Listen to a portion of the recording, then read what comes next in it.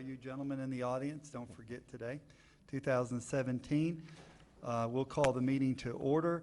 Let the record show that Commissioner Stillwell has been out sick with his neck, and he will be returning shortly at the end of the week, but he is not present today.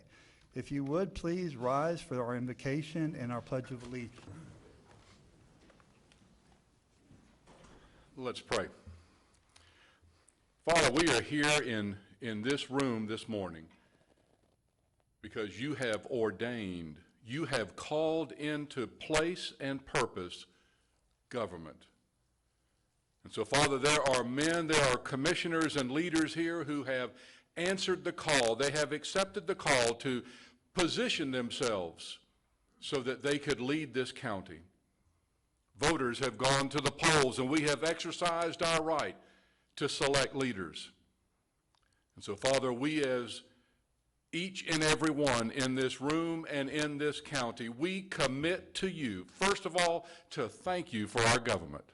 Secondly, Father, to commit to you and to them that we want to do everything in our power as you lead us to make our homes, our community, our county a better place. So, Father, for these men that have answered the call and sit on this dais, guide them. You have said, Father, that if we will ask for wisdom, you will grant it and grant it liberally. So, Father, may each one in this room, regardless of which side of the podium they sit, ask you for wisdom. Receive it from you and use it to honor you and to make our county a better place.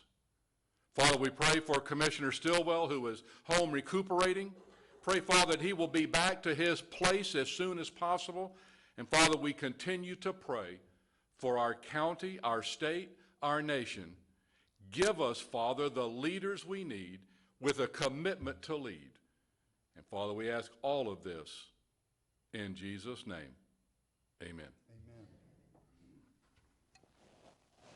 I pledge allegiance to the flag of the United States of America and to the republic for which it stands, one nation, under God, indivisible, with liberty and justice for all.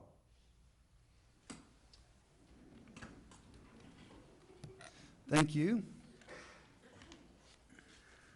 Pastor Dan, thank you very much, sir. All right, gentlemen, approval of the minutes for January 24th. The chair will open up for a motion. So moved.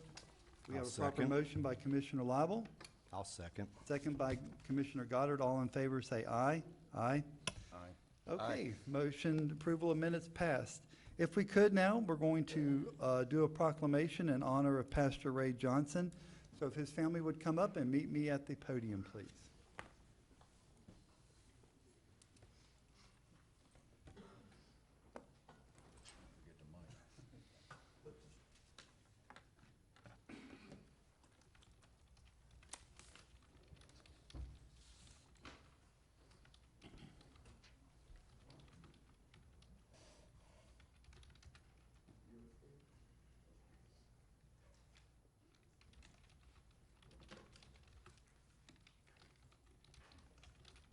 For those of you who don't know, Pastor Ray Johnson went home to be with the Lord last week, and he was just a wonderful man. And we wanted to take an opportunity. All of us found ourselves out of town that day and could not be there. And we wanted to take a moment just to read a proclamation in honor of him and the work that he's done. Whereas Pastor Ray Johnson was born on Friday, February 24th, 1956, to parents Hayman and Ruby Johnson. And whereas Pastor Ray Johnson married his love, Pamela Sweat Johnson, 40 years ago, March 4th, 1977, and was blessed with two beautiful children, Misty and Ray Jr. And whereas prior to surrendering to God's call in his life, Pastor Ray Johnson served as a park ranger at Little Tablet Island, Jacksonville, manager of Bailey's Auto Parts. That's where I met him first. And also worked at Palaca Ford in the parts department. And whereas answering God's call in his life, Pastor Ray Johnson was ordained as a minister in 1993 and graduated a bachelor's degree from Liberty Bible Institute in 1994. Whereas Pastor Ray Johnson was called to pastor Lake Hill Baptist Church, Keystone Heights in 1996, eventually being called to pastor Southside Baptist Church, Palaca, where he faithfully served the last 16 years as pastor until God called him home. And whereas Pastor Ray had an uncanny knowledge of the Word of God, as well as an impetuous way of dissecting and delivering the Word of God with grace and a God-given passion to help people understand God's Word and the importance of salvation. And whereas the congregation of Southside Baptist Church and many who knew Pastor Ray considered him to be Paul of our time for years, continued to serve, preach, and witness while his health was steadily and rapidly declining. And whereas in spite of this thorn in his side, Pastor Ray continued with a humble heart, a love and excitement for Jesus, and a strong desire to see people come to know and have a personal relationship with Jesus Christ.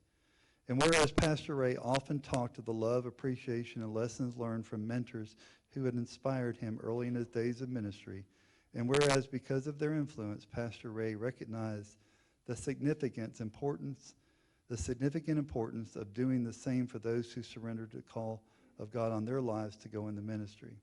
Whereas Pastor Ray, foresight in holding events to bring awareness to the devastating effect drug and alcohol addictions are having on families, but especially in Putnam County, eventually led to the creation of the nonprofit U-Turn Community Outreach Alliance, and numerous changed lives that now serve God. Whereas Pastor Ray has been an instrumental tool used by God to change the impact of lives of so many people, creating many more tools for God to use in his honor and glory. Now therefore, be it proclaimed by the Putnam County Board of County Commissioners on the 14th day of February 2017 that Raymond Johnson Sr. be hereby honored, recognized for the numerous accomplishments he made during his ministry and the countless lives that were changed because of his love for God and for them. Done, ordered, and proclaimed this 14th day of February 2017. Mr. Commissioners, I need a motion. I'll make a motion. So moved by Commissioner Goddard. Do I have a second? I'll second. Commissioner Pickens, second. All in favor, say aye. Aye. Thank you very much for the lives he's changed. Mr. Chairman, there's quite a few members of his congregation here today. If they came for his honor. If you guys would be recognized, it would be great. Shannon? Come on up. Casey, I saw a bunch of you out there. Thank you all for coming today. Everybody from Southside, come on up. Yeah, you want to come on. We'll get a picture taken with all the commissioners. Commissioners, if you want to join us out front. Sure.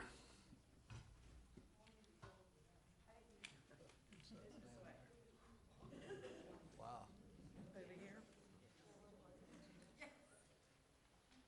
Mr. Administrator, would you like to join us? How are you, sir?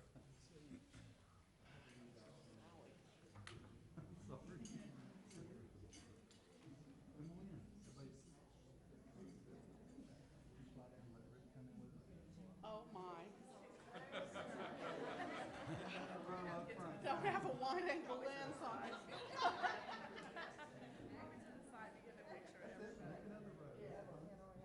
Yeah, I might have to do that.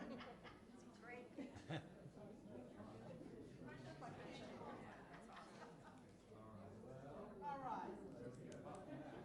Everyone smile. One more.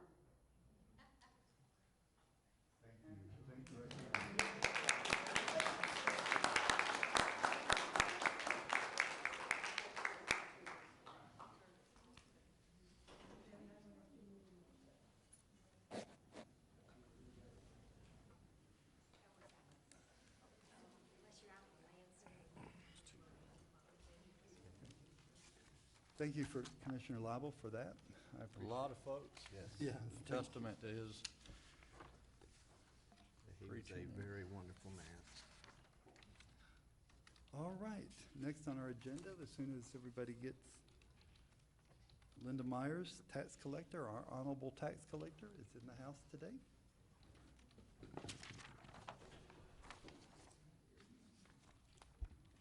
Good morning. Good morning, Mr. Chairman, Commissioners, Honorable Clerk, staff, and the wonderful citizens with us today for these events that just occurred. I'm really pleased to be here for the Reverend Johnson. I am here, though, to recognize an employee of that is currently with the tax collector's office, although we're celebrating 5 years of her service to Putnam County. And I'm going to guess, but I didn't ask this question, I meant to. Were you born in Putnam County? I thought you were homegrown, but just for the record, you know, her entire life being here in Putnam County and for 5 years serving. So could I recognize and ask Tammy Crabtree to join me, and also Patsy Treadwell.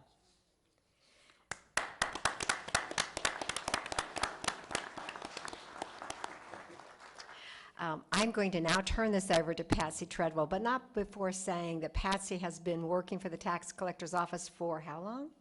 28 years in the 1st of March. 28 years. Also homegrown, I think. Yeah.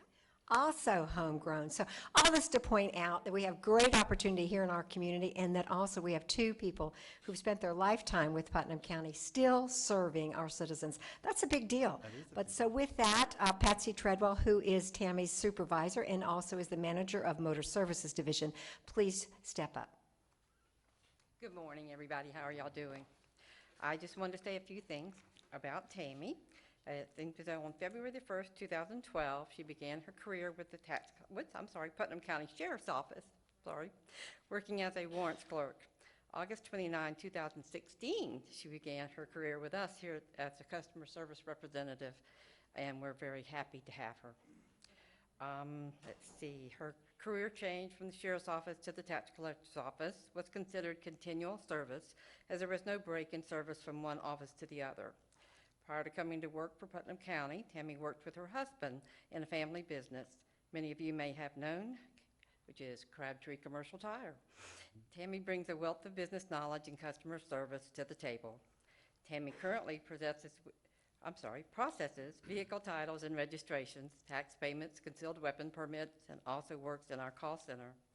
Please join us as we congratulate Tammy for 5 years of dedicated service to Putnam County.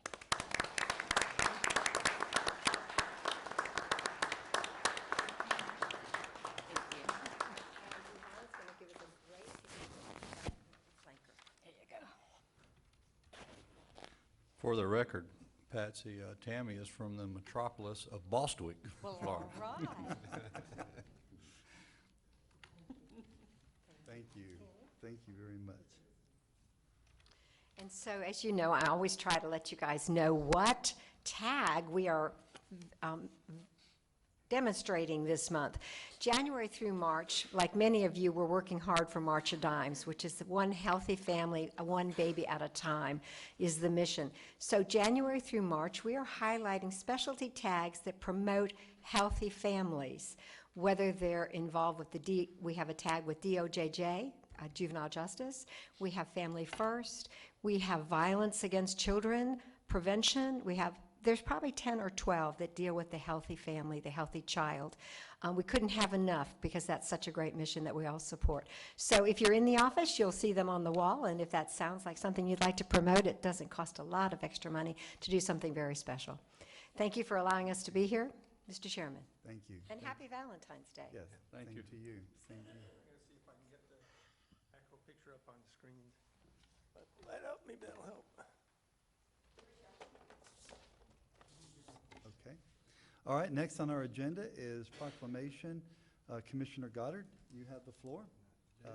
Ms. McCoy, are you in the audience? Yes, sir. Okay, I didn't see you back there. I'm sorry. Good morning, everyone. Good morning. Morning.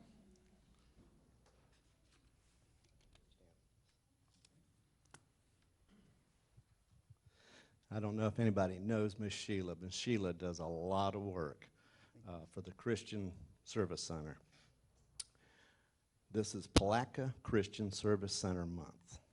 Whereas the Palatka Christian Service Center's beginning was with the Palatka Minstrel Association in January 1992, and whereas the Palatka Christian Service Center has been a beacon of hope and help for the entire community, offering assistance to those in need, and whereas the Palatka Christian Service Center's long-term goal is to work with clients on an individual basis to find permanent workable solutions to improve their current circumstances, thereby improving the community as a whole.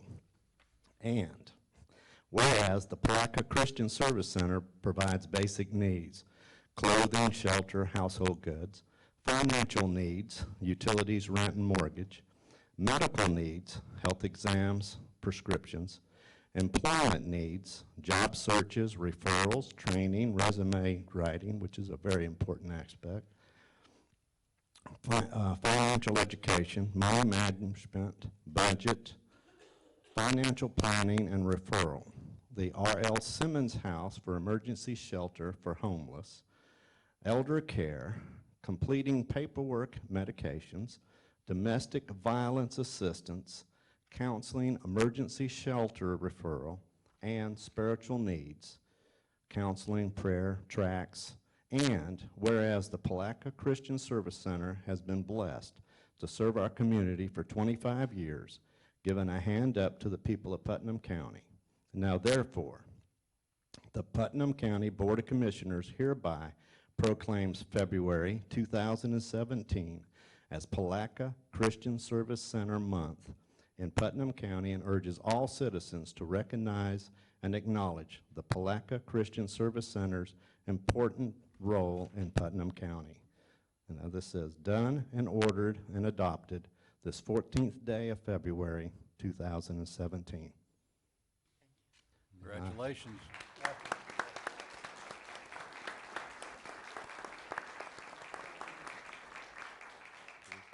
And I'd like to make a motion for this to be entered. Yes, go right ahead. Second. All right. And all in favor? All in favor, please say aye. All right, good. If you'll meet us down here. Mr. Leary, would you like to join Stacy? Honorable. Congratulations. Appreciate it. Thank you for all you do. Appreciate it. Thank you.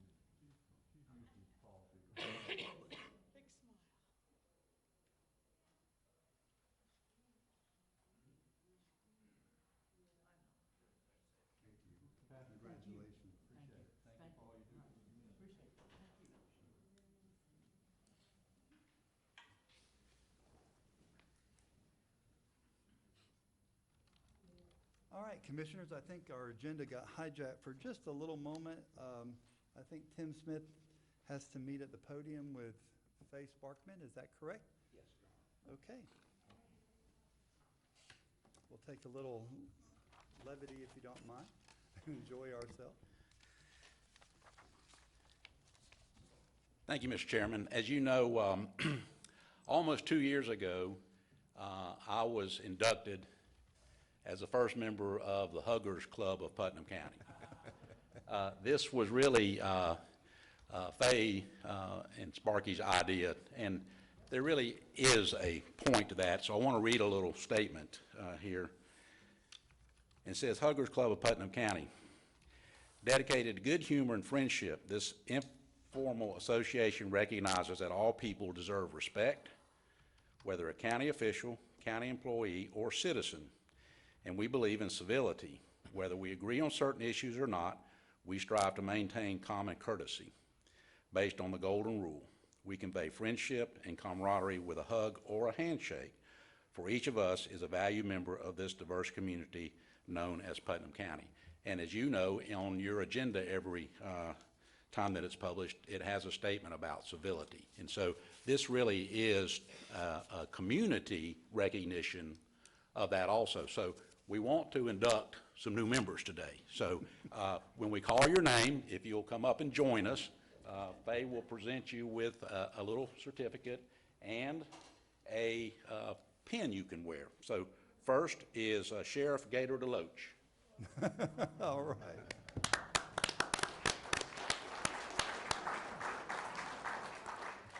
I told you we were gonna get you. Thank you so much. Congratulations. He wants to get your picture. So Together. what we want to do is, Get your two pictures. but we want you to stand over here when you get through, so then we'll get a group picture. Okay.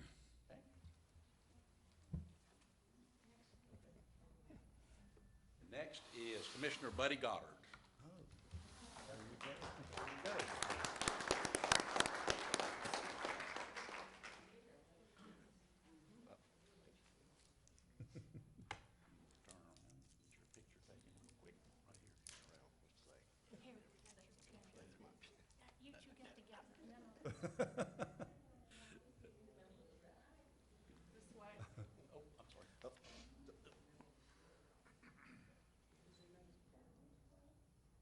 And next is Stacy Manning. Oh, Mr. Manning.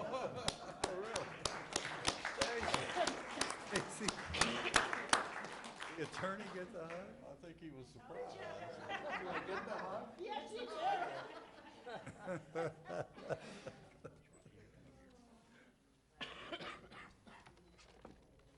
It's a loving bunch, aren't we? Next, Charles Overturf. All right, Mr.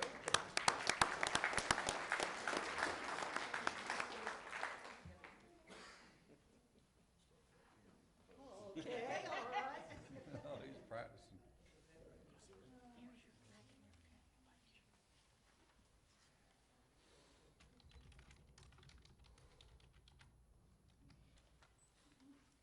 Next is Commissioner Bill Pickens. All right, Bill. These are actually in alphabetical order, so nobody's in front of the other.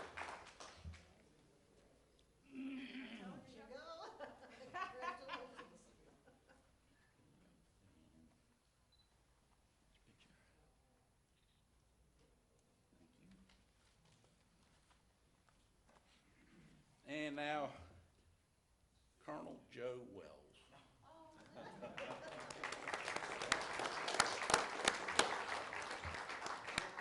I told you. It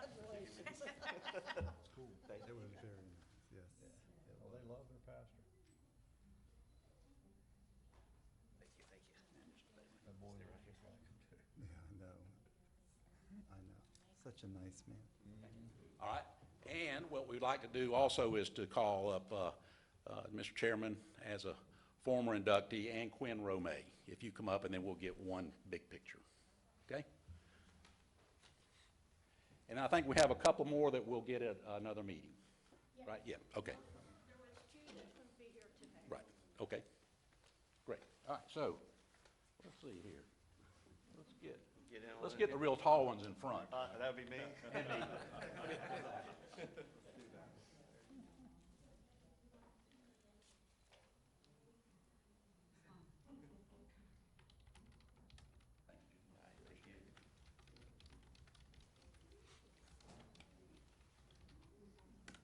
I like the accountant. Thank you, sir. All right. Time to get to business now. Thank you very much. Do want to recognize our elected officials in the audience. The Honorable Linda Myers, you've seen her here earlier, and Supervisor election Charles Overturf's in the back here, and Larkin Town Councilman John LaHurt. Did I miss anybody else that, Pomona Park Councilman. We do. who? Mr. Vick is a councilman in Willaca. I don't, No. I mean, Park. Pomona Park. okay. I knew what I was Mr. talking about. You were close. Okay, there you are. I couldn't, okay, I. Profiles, 10 was- miles. Mr. Vick, thank you for being here, and we appreciate that very much. I hope you do it better than I do it down, down at Pomona Park. But thank you for your patience, and we appreciate it. We're going to go into our public comment section of our agenda now. And I have a bunch of blue cards. The blue cards are on the back wall on each side. You don't have to have a blue card to fill it out to speak. There will be a time for you to do that when that time comes. I will say, if it's an agenda item, if you'd please hold your comments for that agenda item when we get there. I have not had a chance to review them yet, but we'll start taking them in the order that I got them. Mr. Tim Hotelan wants to talk about waterways and trails. Is that correct? That's, okay, we'll move that. Mr. Hotelan, you want to talk about the audit? Please come up, please, sir.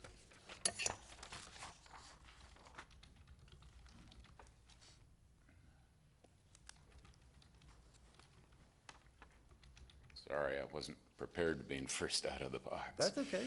Tim Hoteling, San Mateo. As we all know, the financial audit has come down from the state, and I would just like to encourage all of you, as part of the response and preparing for the response, to keep in mind findings 9 and 10.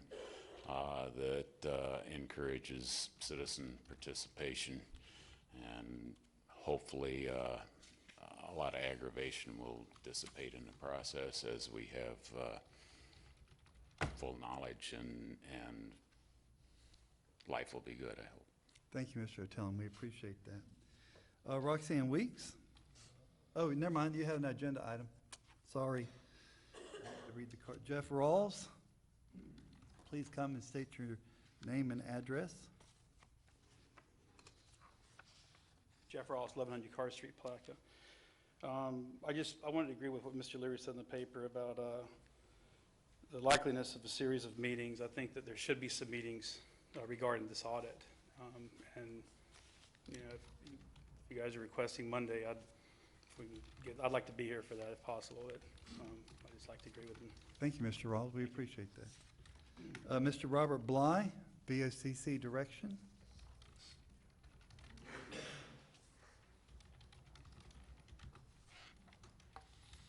Good morning, gentlemen.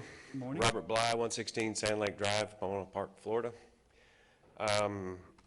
I did notice on the agenda that we didn't have anything on there about the audit findings, so I'll go ahead and get into that. There are 10 findings that have come out in the preliminary audit findings. They need to be discussed, and we need to have meetings on this with the public's input. I'm worried that the public may be misled or left out. I'm worried that that's going to happen with this audit, with the findings, and with discussion that may not agree with some of the things that the board members feel, or staff. What I saw in these 10 findings is a pattern that should never happen. It shouldn't happen because there are 5 people up here that should be in charge of the people that these findings point at. One person in particular, in concert with another, caused at least 5 of these findings, but without direction from the BOCC. Now that could be because the BOCC didn't want to step on any toes, or they didn't want to take on the responsibility, I don't know. But the point is, the root cause is sitting in this room, and that root cause needs to go away. And I've said it for over a year now. I don't think there's any secret that those who know me know what I'm talking about. I'm not going to name names. But I do think that this should be taken care of quickly. And I think that the state would appreciate that, because there are a lot of findings, and they all point at the same person. And they also point at the board. Now, most of the board is gone that was here when all this stuff was going on. Most of them are gone. That doesn't mean that, you know, we can't go back down that same road. We can easily, because it was so easy to do before. We have to get out of that mentality where the commissioners are secondary to certain staff. Commissioners are in charge. They're the legislators. They're the ones that make the rules, and they also need to follow them. So my point is, we need to have a lot of discussion about this. What's really going on with Putnam County? What's going on with our finances, with our contracting? All these things point to problems dealing directly with staff members in relation to BOCC. Who's in charge? You're in charge. You need to take control. And that's what I'm hoping to see from all those new commissioners. And by the way, welcome. Thank you, Mr. Bly, for your comments, and we appreciate that. Kathy Kelly. Ms. Kelly, if you'll come forward. Good morning. I have a letter I'd like to get passed out. Okay. If you'll give it to our clerk, and she will pass it out through us. Just until she gets back.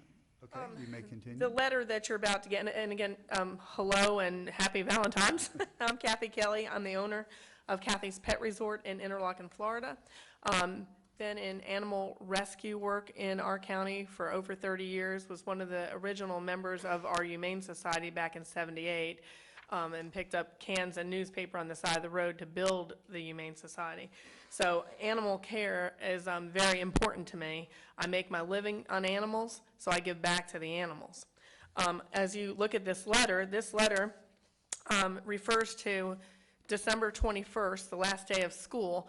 I board dogs for a lot of the school teachers as well as staff at Interlaken High School and the surrounding area. I got 3 phone calls that day asking me, a dog had wandered up to the high school, animal control was called, but it was very evident that the dog belonged to someone. The lead was still on the dog where he had bit through it. And the dog was in good weight. The dog didn't have any fleas on him. When you told him to sit, he sat. They said, Kathy, can't you just give him safe refuge just through the holidays? What if his owner's on vacation? And I agreed with that. I thought, I make my living on animals. I give back. So I said, when animal control gets there, just tell them they can bring the dog here. I'll give it safe refuge. We'll put it on social media. We'll put it in the newspaper. We'll try everything we can to find its home. I still have that dog. I've called animal control, and Lisa has said they will not pick up the dog. I have talked to Mr. Harvey, Mr. Leibel, concerning different issues at animal control. I understand that last week Lisa visited Jacksonville Animal Control, and all I can think of is she must felt shame when she left there because our county does not support our animal world, at all. I was told by one of the commissioners that will not be named because I said I would not name him, when I said, when animals are just tied to my door and left here and I'm asked to do animal control work, what am I supposed to tell these people? What am I supposed to say? And I was told, just leave them there. And then when I said, do you really want me to repeat that? And he said, no. He said, no, I take that back. And I believe he did take that back because he was just like, animal control is, has been like the hot potato. Nobody wants it, okay? But meanwhile, all these lives are just being left aside, okay? Now, that dog, it remains at my place. I pay taxes on 6 different properties in our county. I think my right is to have that dog picked up, and so that's one issue. I have called numerous times to talk to Lisa. She's not returned my phone call. One of the issues being the scanner. 2 years ago, my German Shepherd puppy at 12 months old was stolen from my yard, a 6-foot fence. It was scanned over at Animal Control, and they didn't pick up the chip, okay? I called Lisa, never getting a phone call back again, to say the reason that your chip, my chip was not picked up is you guys are using Avid scanners. The new scanner is an ISO scanner. It's used widely in the U.S. and abroad and in Europe. Even though you think you have a universal scanner, it will not pick up an ISO scan. So that means those animals aren't going back to their home, they're being killed, okay? So, because I couldn't even get a phone call back, all right? That couldn't be addressed. So I just want you to know the scanner that is used at Animal Control is outdated, and animals that people have paid chips, to put chips in their dog, it's worthless, okay? Also, the other thing, and I would like an answer on that dog that's at my place. If one of you want it in your yard, I'd be more than happy to bring it to you, because I think someone needs to address this issue. And the other thing I just wanted to say, that there was an article on the front page of the paper by Lisa, again from Animal Control, that it shows 2 dogs tied to the fence of Animal Control with a bag of dog food, okay? In 1999, there was a safe house rule put in place where instead of people putting their babies in dumpsters, they could go into a firehouse or any safe place like that and just hand them a kid, just no questions asked, okay? And this story is kind of parallel. Now, I'm not saying the dog is more important than the child. I'm saying it's parallel to this very thing. The person that tied the dog to the fence, they tied the dog to the fence of animal control. They left dog food. Now, was it the greatest thing that they could have done? No. But maybe, just maybe, it was the only thing they could have done. We don't know their circumstances. We don't know, as foreclosures rise, people don't have a place for their families, let alone their animals. Now, I know that I, as an animal industry business, I get called all the time. Well, what do we do? Animal control won't come out. Animal control won't help us. I pull up to my place to find kittens in my flower boxes, okay? This is ridiculous. You need someone with education in the animal world to take forth and go with it. All right, Ms. Kelly, we got to start wrapping it up. Okay, I'm done. I just want, this is food for thought. I want to know what we're going to do with that dog. And then those are things that I think you need to address. Mr. Hammonds is in the back room, right over here in the corner. Mr. Hammonds, would you raise your hand? Okay, Ms. Kelly, you could see him about that. Okay. We are working on a better animal control facility, as you've been reading about in the paper, and we've got some land donated near the Sheriff's Department. That's the building. I know it's a building, but it's a start of getting them out of the area they're at and doing a better job. So I encourage you, Animal Control Services, we have a meeting once a month with them. Start attending those, be part. We want you to be part of the solution. We really want partners in the community, so come and be a part of that. We thank you for your time today, and do see Mr. Hammonds, okay? Thank you. Thank you, Ken. Appreciate it. Commissioners, any comments? Okay. All right. Okay, Faye Sparkman? No? Yes, Huggers? Okay. Huggers Club? I think we've already hugged each other to death this morning, but hey, you know, if you want to do it again, we'll. No. That's Anyway, okay, it's been a right? fun day. Happy Valentine's Day, happy anniversary. Thank you, thank you. I'm in favor of having a special meeting in this room to talk about the audit. The other thing I want to talk about is the Huggers Club and how it got started. Mr. Tim Smith always comes down the aisles and talks to everybody. It doesn't matter who you are, whether he likes you or don't, okay? So it picked up where Miss Carey, Wanda, and Barbara and we decided along with Sparky what to do. So today you each got 2 mints in front of your thing. I hand out over 1,000 mints a year at the VA. 2 weeks ago I was at the VA, and I have to push him in his transport. And you know, Mr. Liable, it's over 2 or 3 miles you walk in that building. And I get up to this wait in line to get him in the lab, and a man came by me, I never saw him before in my life, and he said, "I think you need a hug." And he gave me one, and you know what? Made my day. So I was talking to somebody the other day, and they said, sometimes that's the only hug somebody gets. Right. And it's so impressive to see you 4 new ones out here in the morning when we come in. Please, Mr. Liable, join him in the mornings before the meeting. Come out in here and talk to us, because we'd like to make you a hug or 2. If I get slapped, what happens? I'll deck them for you. All right, you got a deal. Ms. Sparkman, let me tell you what I like about it, and honestly, and the Honorable Tim Smith said it well this morning. We're not at odds. We might have different views of opinions and how to take care of Putnam County, but we're not going to go fist fight, and that's not our style, and we don't need to do that. We all want a better Putnam County. We might have different ways of going there, but we can be civil to each other. And, Yep. you know, and unfortunately, politics are politics, and there's always somebody behind the scenes, but we're out front, and we want to hear from you, and we're going to disagree. Believe me, half the people like me one day, and the next half like me the next day, and it just goes that way. That's the job we chose. That's the job we ran for. That's the job we applied for the citizens of Putnam County. And we understand that.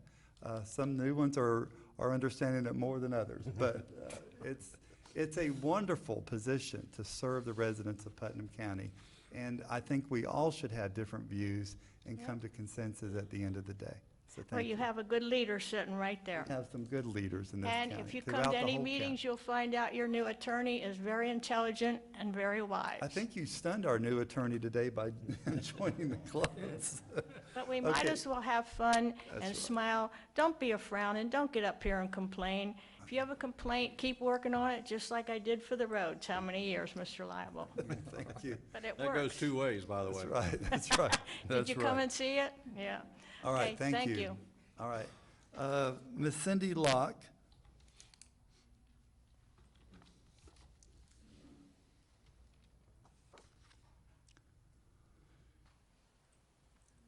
Hi, I'm Cynthia Locke, and I reside at 109 Mohammed Lane, and I'm here to address the non-enforcement and lack of provisions of the Hogwaller Mud Bog PUD.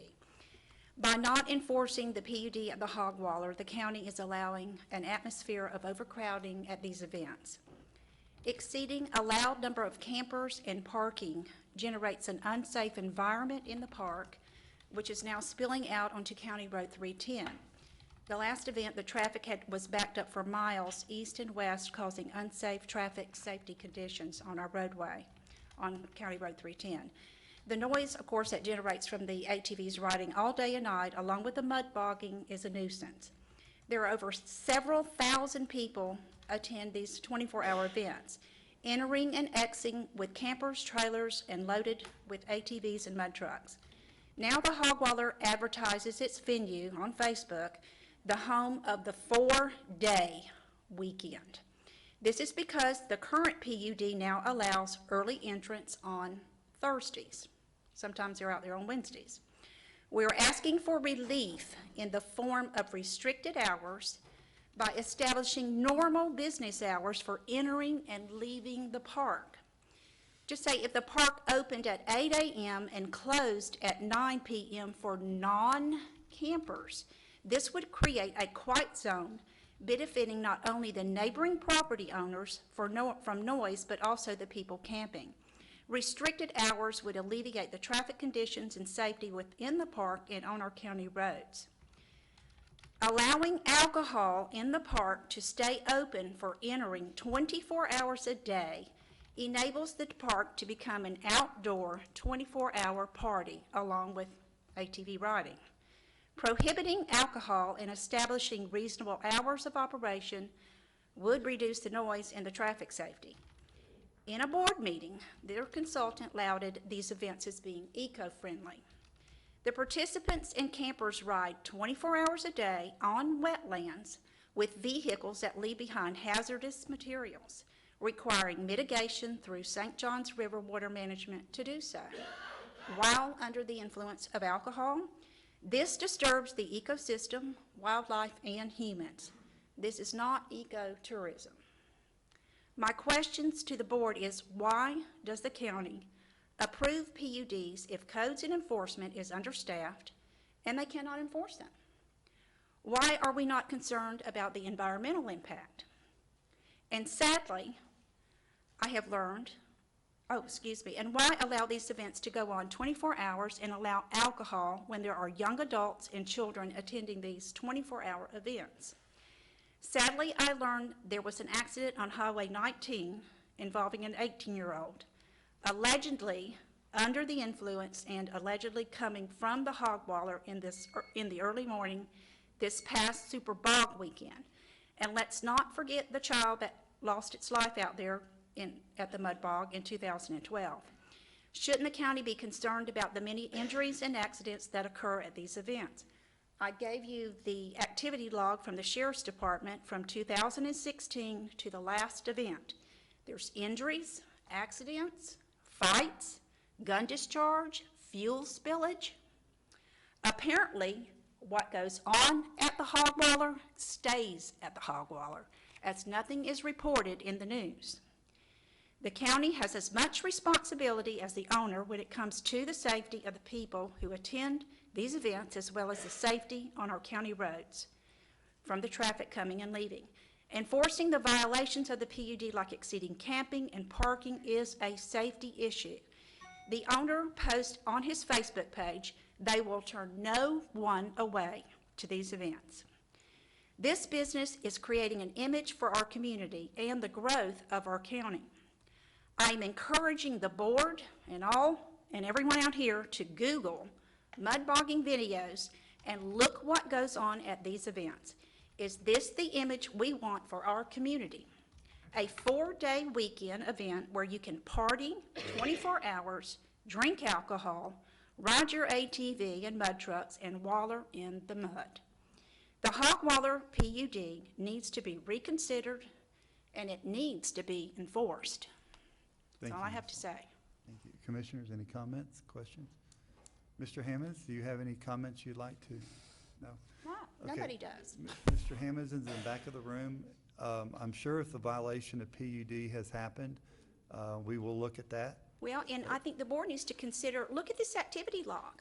We checked the paper for any arrest out there at the Hogwaller. There's none. But look at the activity log. You've got fights, injuries, accidents, theft. Yes, ma'am. There's no arrest. I don't understand. He has a PUD, and it is enforceable, and Mr. Okay. Hammonds Mr. Hammonds, raise your hand again, sir. Okay. We know who Mr. Hammonds Okay. is. Thank you. Thank you, Ms. Locke.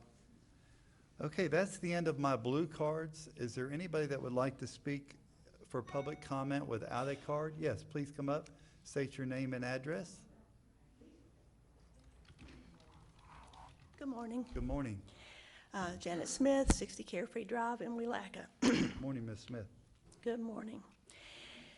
In light of the just released, amazing, and troubling findings by the state auditors about Putnam County, I really do not envy your positions in dealing with this big bucket of snakes and worms you've been handed back. My thoughts go out to you for that. We recently and frequently heard on the campaign trail, keep me accountable. I want to do what's right for the county. Well, here it is. Going forward, consider whom you are taking your counsel from in making decisions. Who among you was around during those years that those specific problematic decisions that were pointed to by the auditors? That was very specific. In what years?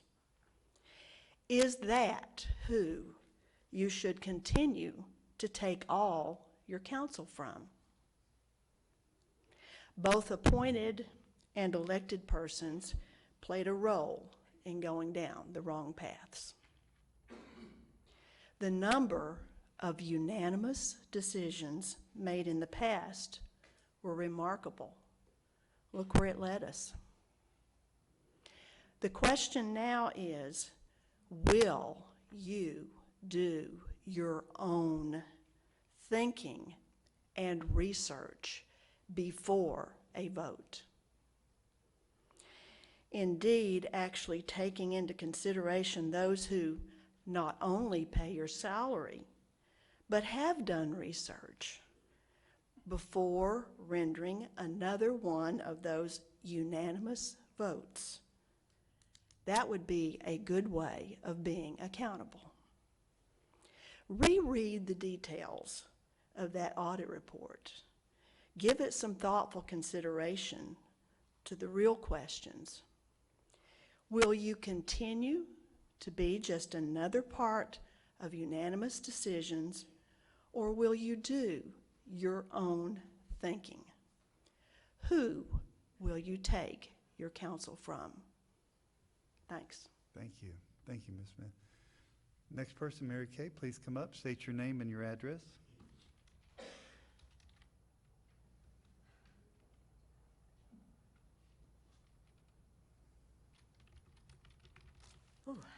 Good morning. Good morning. I have to say this. Tim Smith is the type of person who really personifies the word friend. He's there for you. He returns phone calls, and he is a friend, and thank you. Secondly, with Kathy, I handle bank foreclosures. I've had so many times when people, their families have left, they leave their animals, so I try and find homes for them.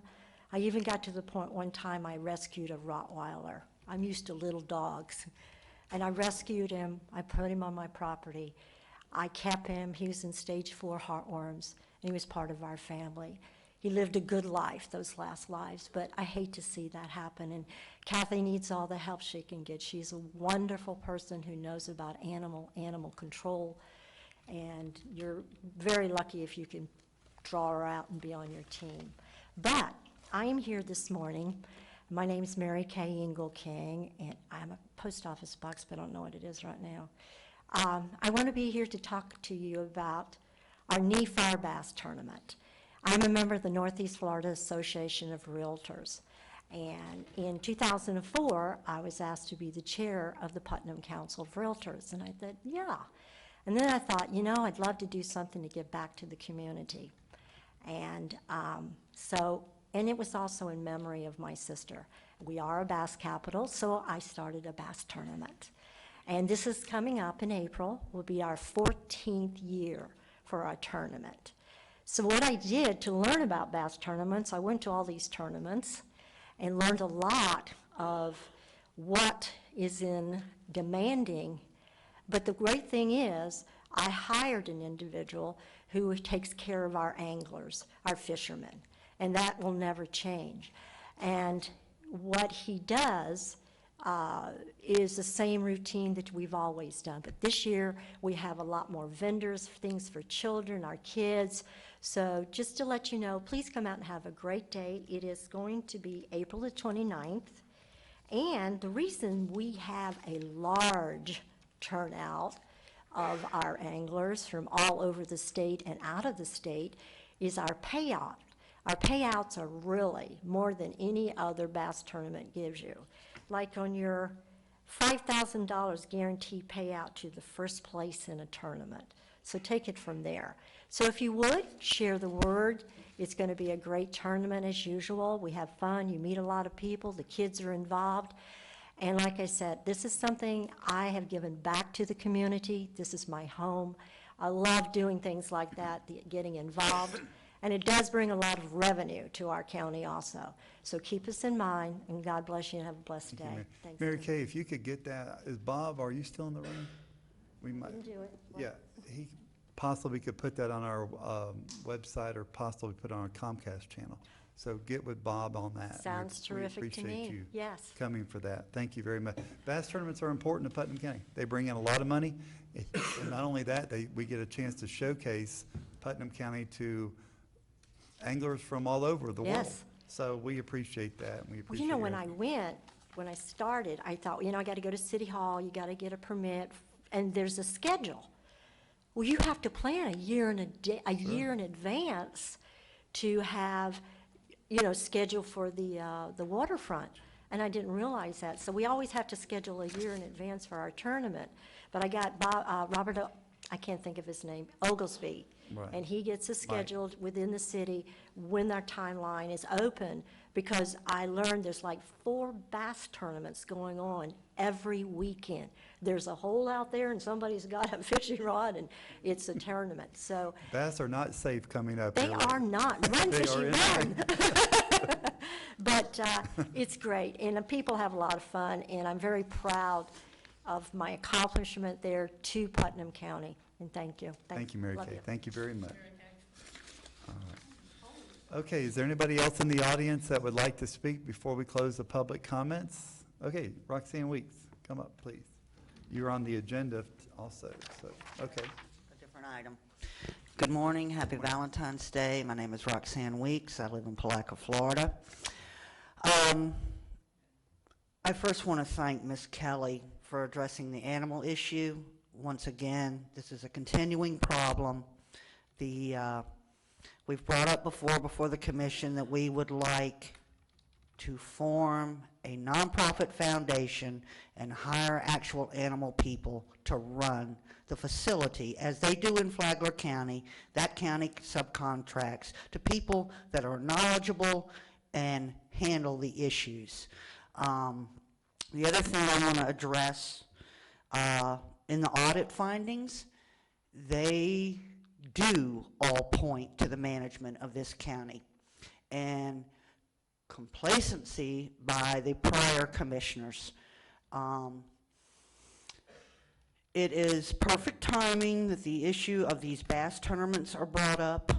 I want to say that my understanding is that Mr. Leary operates without a contract and has for the last couple of years. That was one of the things in the audit findings. There's a problem with no contracts. I read in Friday's paper about the derelict boats in the riverfront.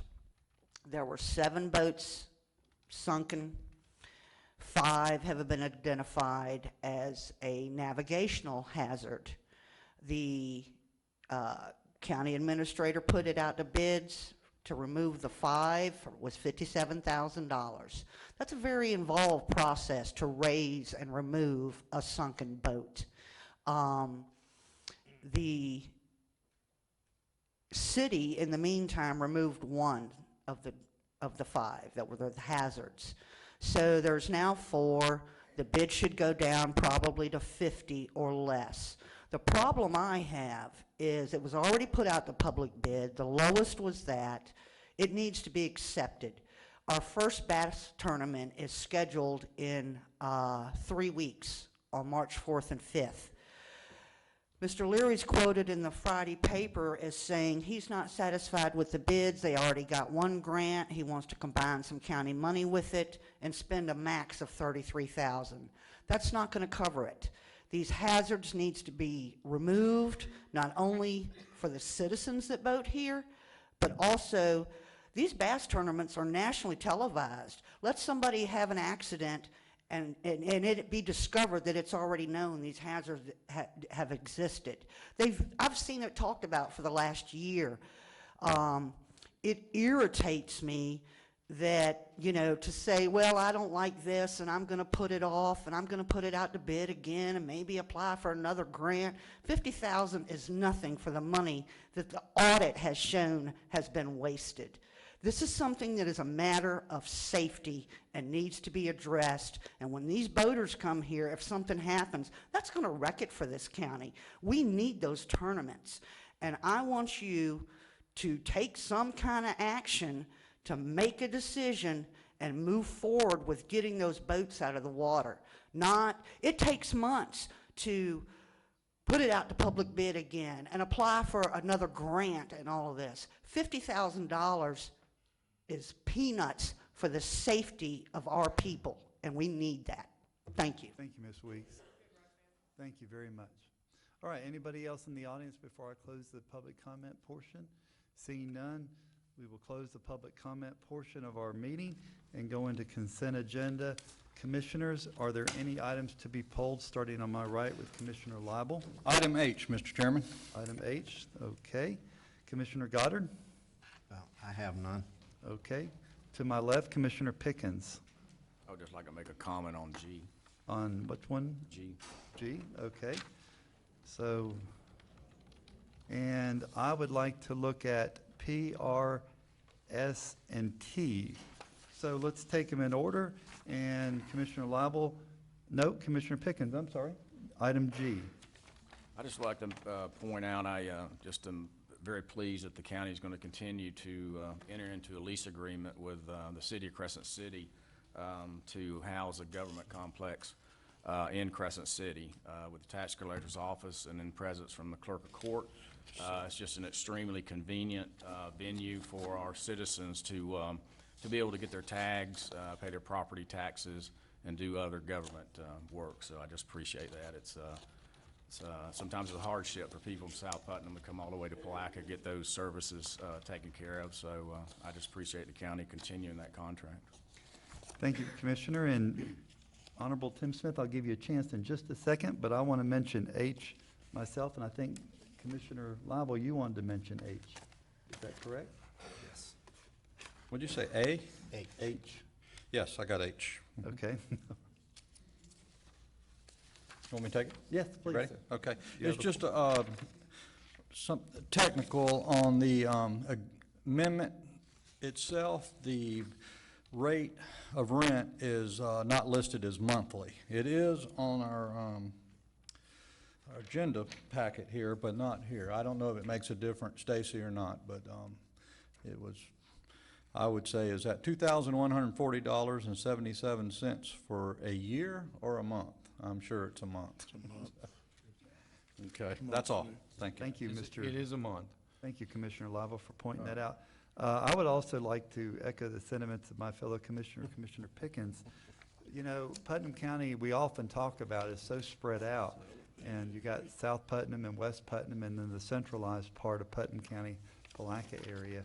And it's just a really, you know, I remember Mike Noon had the motorhome pulled up to the power outlet on the light pole out there at the Hitchcock, or then it was Miller's Plaza. And the receptacles are still there where he plugged in for the first mobile unit that went out and took care of the citizens in the outlying areas. And I just really want to say, previous boards, Mr. Administrator, the Honorable Tim Smith, our constitutional officers, it's a pleasure to have these offices represented in the West End. And I'd like, Tim, if you would, say a few comments about that. Well, thank you, Mr. Chairman, and we likewise appreciate that the county works with us to lease these facilities for us. The one in Interlochen is in the Hitchcock Shopping Center. The one in Crescent City is the former City Hall. When Crescent City moved, we actually worked with them to lease that facility from them, and it gives us an opportunity to provide services to the west and to the south end of our county without having to drive that distance to get here. And, you know, we hear periodically during the year that Putnam County is a transportation disadvantaged community, and they are. And so for us to be able to offer those services really is beneficial to a lot of folks. As things have become more technologically advanced and more digitized, it's necessary for us to be able to have good internet connections to those facilities. We're working currently with Bob Stender in IT to look at bumping up the capacity. You know, it's like a pipe, and you can only push so much data through it. But because we are data driven now, particularly with what Ms. Myers does in the tax collector side, all those services that you would go downtown here for, you can avail yourself of at both of those. Also, Mr. Overturf is still in the back. That facility is used not only for voter registration, but it's a polling place. Very nice facility that he takes advantage of in the back end of the building. Worked real hard to make that a nice polling site. So I thank you for those lease agreements. They basically have stayed the same ever since we've had those leases. They don't have much of an increase in those year to year, but we can take advantage of those as not only your constitutional officers, but in citizens to take advantage of access to those facilities. So it is a great opportunity for us to serve the citizens. And then in the spring, Tim Parker, he sets up down there and out in the west so that folks that want to either apply or renew your homestead exemption, you can do that without having to come to Palatka. The only thing that we don't do from the clerk's perspective in South Putnam is we try not to handle applications for domestic violence there, because we want those individuals that are in need to try to get to Palatka, where there are additional services that are offered by the Lee Conley House. So we try to, if we have those come in and there's a need, we try to make sure that they get to Palatka and take advantage of those additional services. But everything else that you can do in our campuses here, you can do in those satellite facilities. So once again, thank you for those leases. Thank you, sir. I do have a comment, Mr. Leary. We pulled item D off of the consent. Yes, agenda. sir, if you would, that would Okay. be. Yeah, we'd we're like going to to pull defer that for a until future. later. Okay, for a future date. Item O, page 69 of your agenda.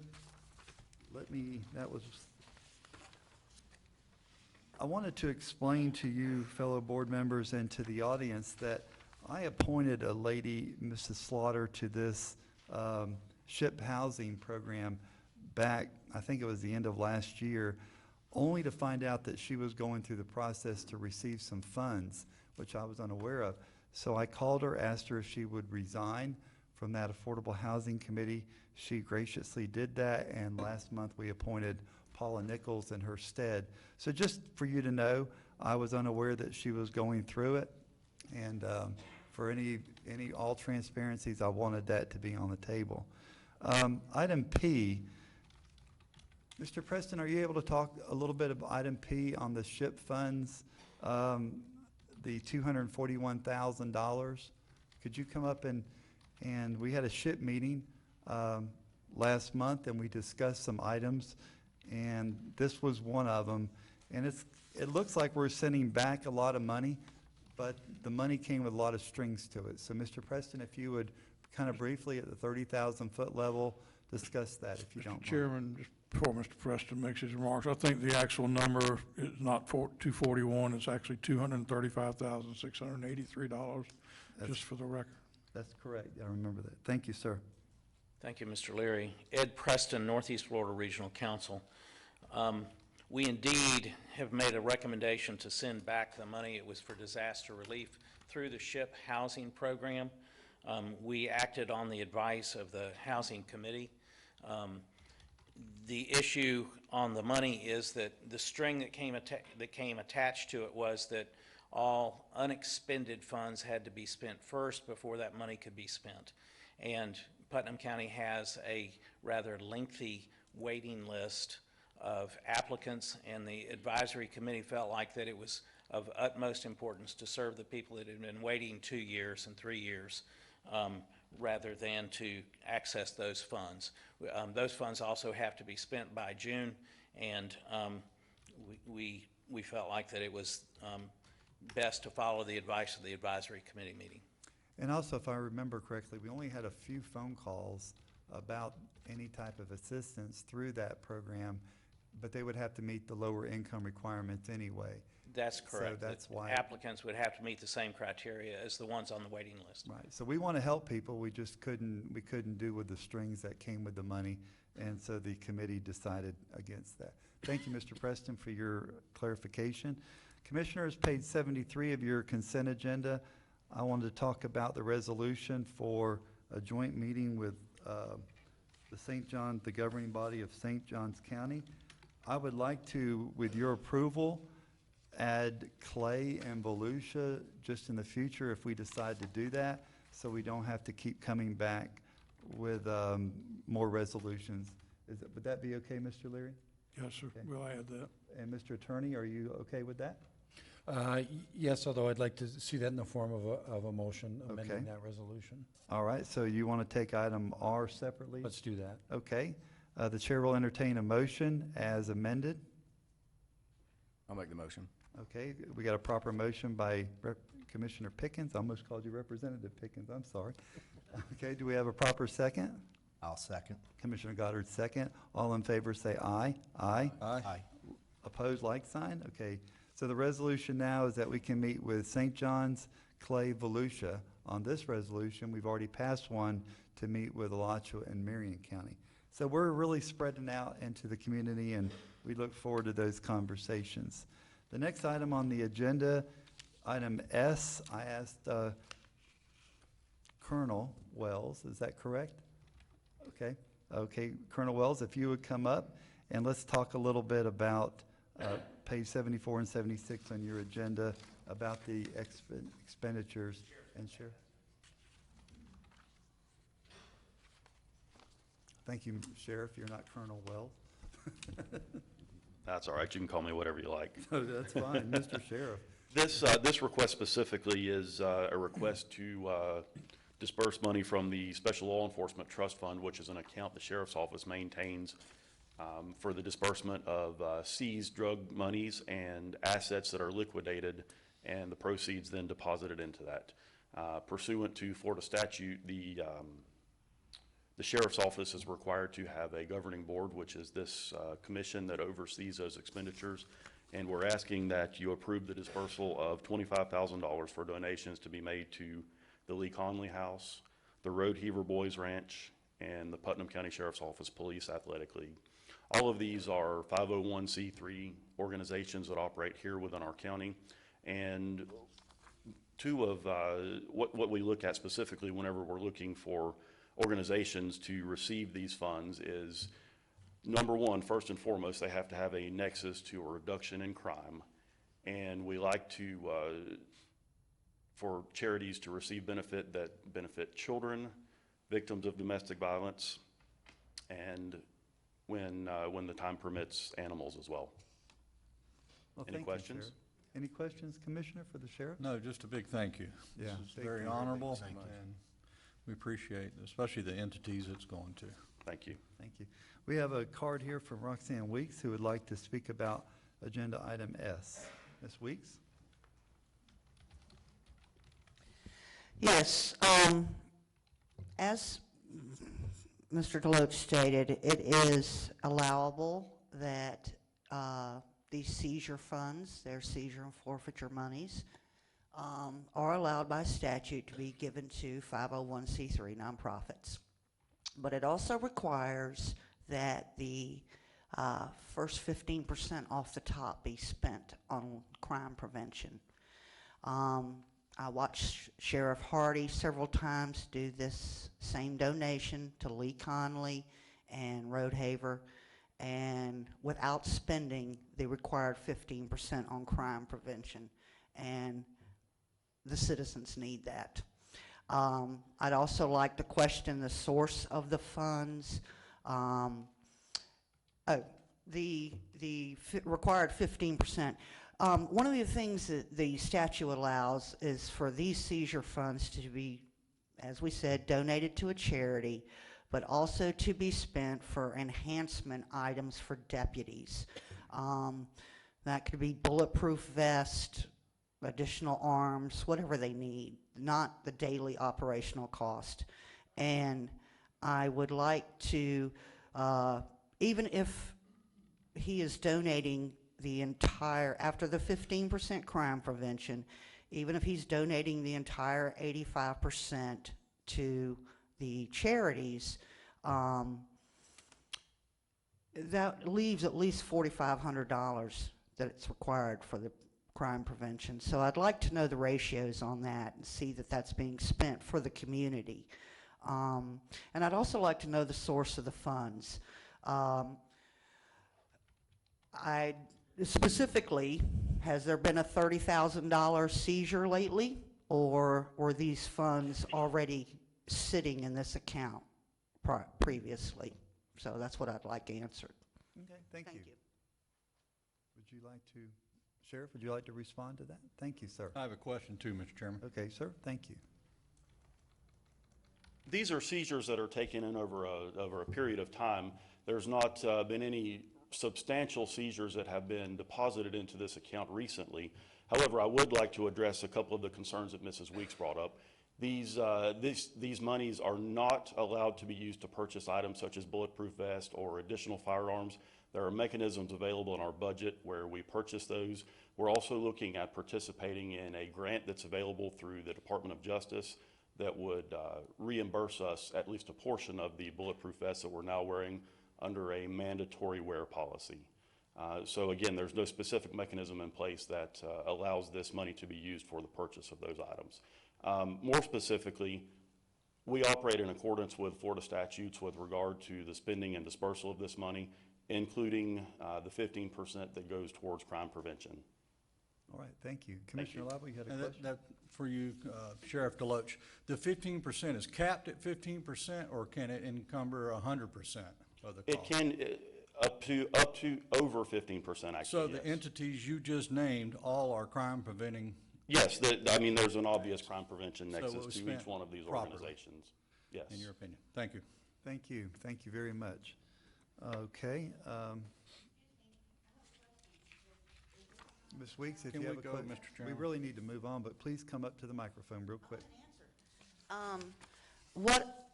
I've misunderstood the statute, obviously, so I'd like explained what benefit is for the department and the deputies. What are they allowed to spend it on, if not, a bulletproof vest or things like that that I mentioned? Well, I'm sure Sheriff will contact you on that, and us too, if you will, okay? Okay, my next item I wanted to talk about was page 77 of your packet, fleet maintenance. This is coming to us from Bill Rulon. Bill, would you come up and explain this just to me, please?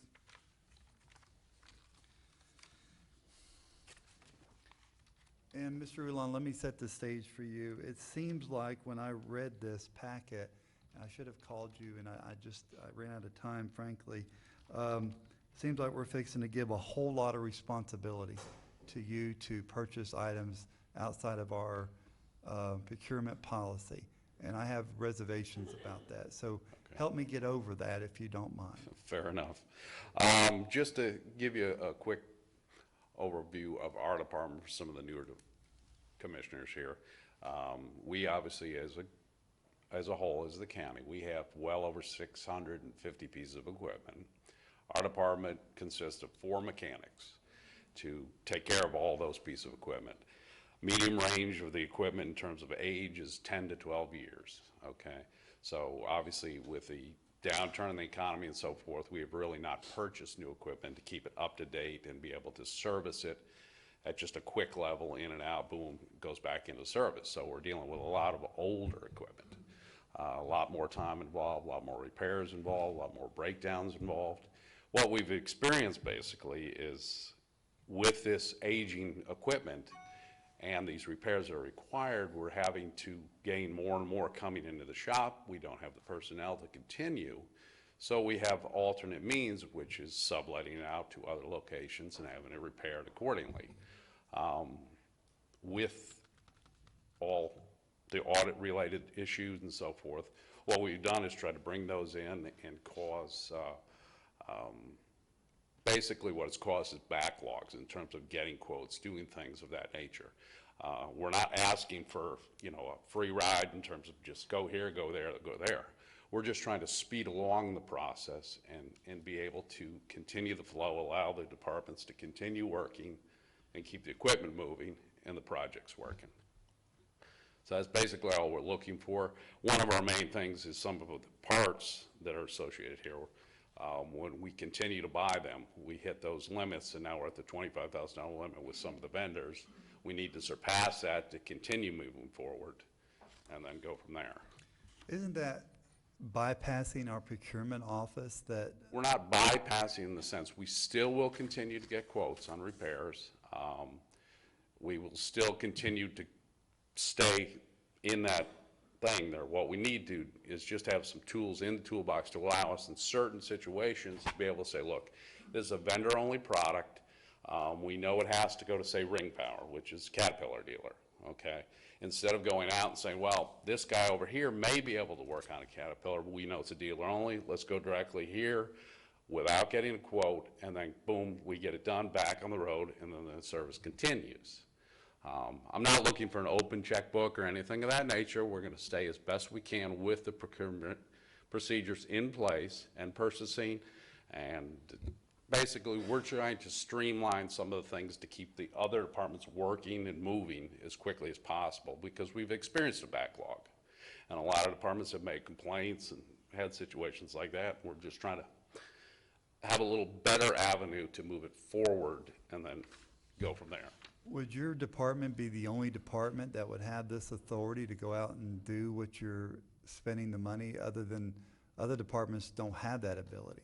So your fleet maintenance would be... We're fleet maintenance, and obviously in the big picture, everybody is somehow attached to fleet maintenance because everybody has equipment, they have trucks, they have vehicles, they have this, that, and everything, but everything essentially comes to us when it goes down, meaning their projects will stop until such time it's addressed through our department.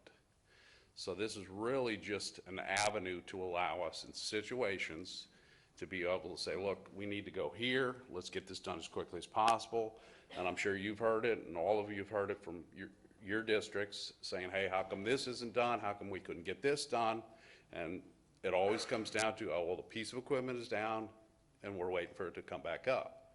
So it's just a path or a tool to be able to move some of those things faster, have a direct route. Again, we're not looking for an open checkbook. We're not asking to say, hey, just let fleet maintenance do whatever they can without checking with anybody or doing anything. We're still going to get quotations. We're still going to try to follow procurement procedures as best as we can.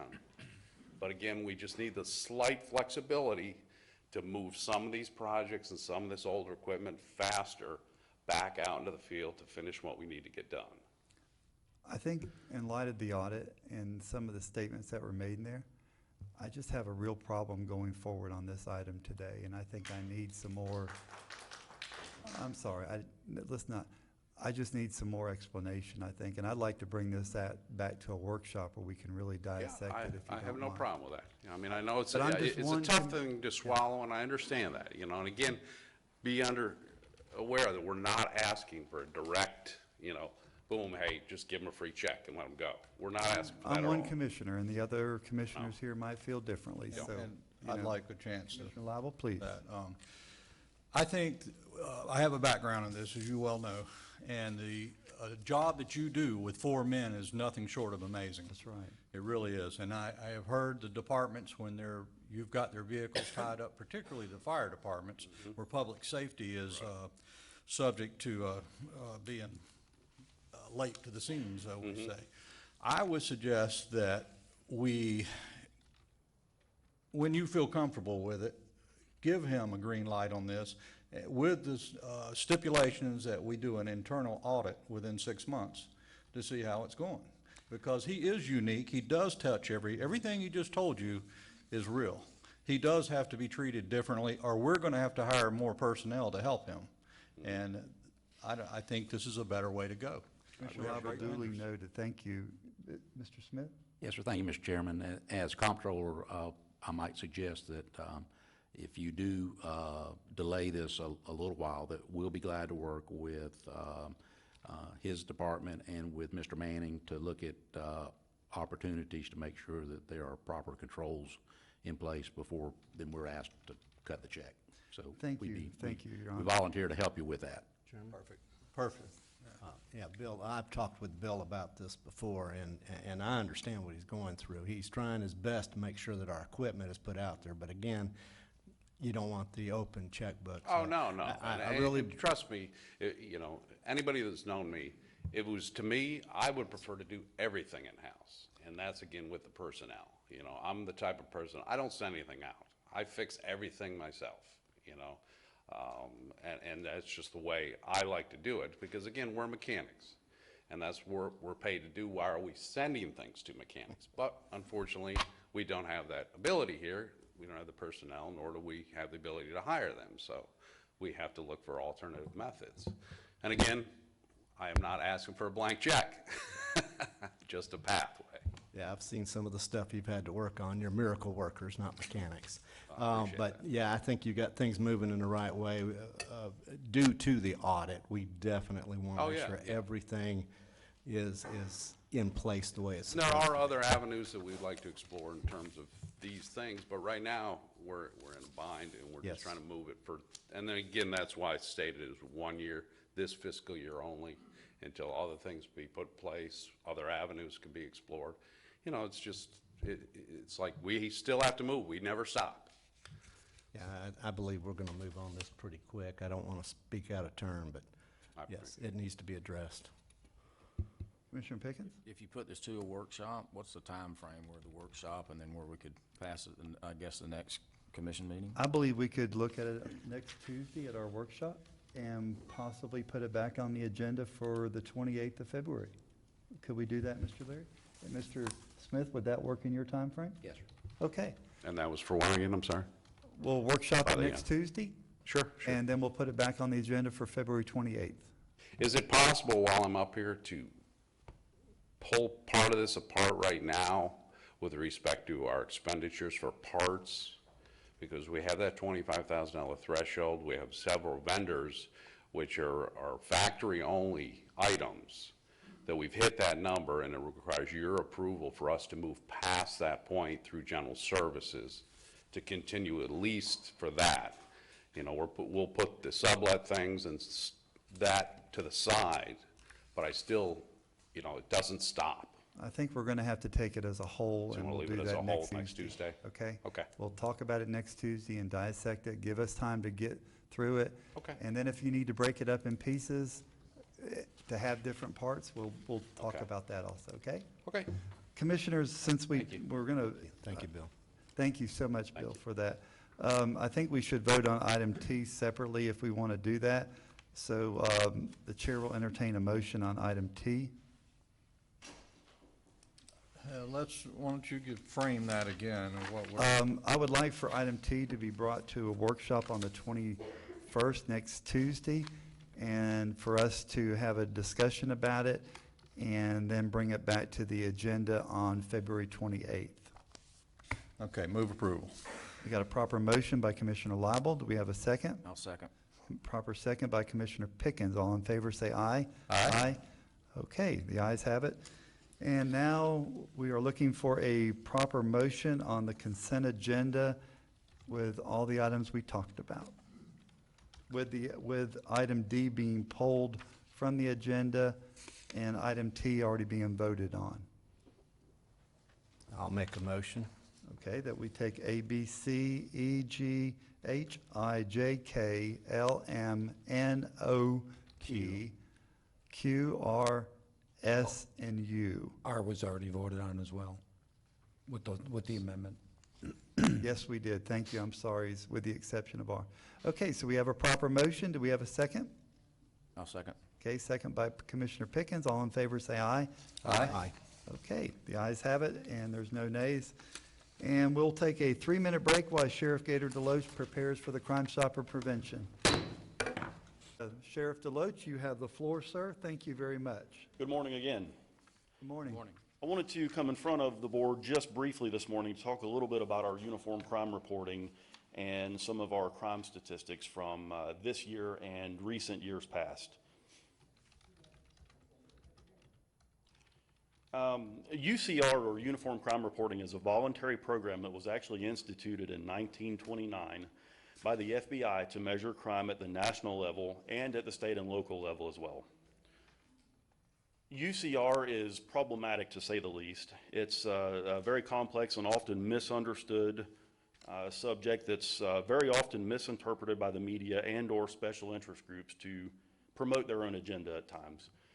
The Sheriff's Office actually reports crimes that are investigated by the Sheriff's Office in the unincorporated areas of the county, school district properties, and the town of Pomona Park. And the reason for this is because the school district and these municipalities do not have their own individual municipal law enforcement agencies who are responsible for reporting these. So we report for the school district, Pomona Park, and the unincorporated areas. The city of Palatka, Willaca, Crescent City, and Interlochen are responsible for reporting their own crime statistics, which are then fed into the Florida Department of Law Enforcement's computers and submitted to the FBI. Sheriff, I have a question before we go. Yes, sir. I thought the school system had their own law enforcement agency inside there. They do. They're not a full-service law enforcement agency, and they focus mainly on truancy. Okay, good. Thank you, sir. Yes, sir. Clarification. So the overall crime report that you'll see that's included in this packet, and in the interest of time, I'll keep my remarks brief in respect of everyone's schedule today. But if you like, we can certainly drill down on some of these issues later on at another time. So we actually, the crime report for the county actually includes all of these municipalities combined from every agency that operates inside of Putnam County up to and including the Sheriff's Office.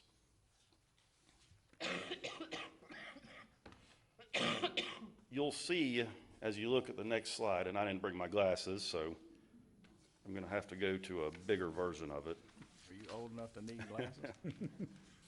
You'll see that the Sheriff's Office, specifically as a whole, from the year 2008 through the current year, or past year, 2016, has actually reported a 68% reduction in crime. Now, please bear in mind, this is only in the unincorporated areas. If you'll look down to the next segment, you'll see that overall, Putnam County, including all agencies, which includes, of course, the city of Palatka and all those other municipalities that we spoke of earlier, has seen a 46% reduction in overall crimes. Now, you'll notice there was a slight increase in 2015. I have not yet seen the UCR reports from the city of Palatka and the other municipalities yet, so I don't yet know what the 2016 numbers will look like. I can only speak for the sheriff's office, specifically for 2016, if that makes sense. The acronym UCR, what is that again? Uniform Crime Reporting. Okay. And again, that's a program that was instituted by the FBI back in the 20s. It's very complex and archaic. It's actually scheduled to be replaced by another program, another reporting program called NIBRS, or National Incident-Based Reporting System, which is a much more modernized version, if you will, of UCR that collects data more real-time as opposed to semi-annually and annually. And we can talk a little bit more about some of the subtle nuances of those two in just a few minutes. Okay.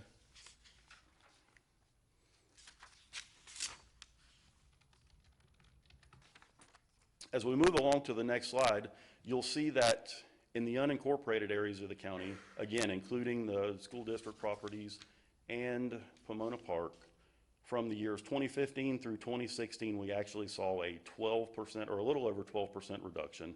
And again, from 2008 to 2016, a 68% reduction.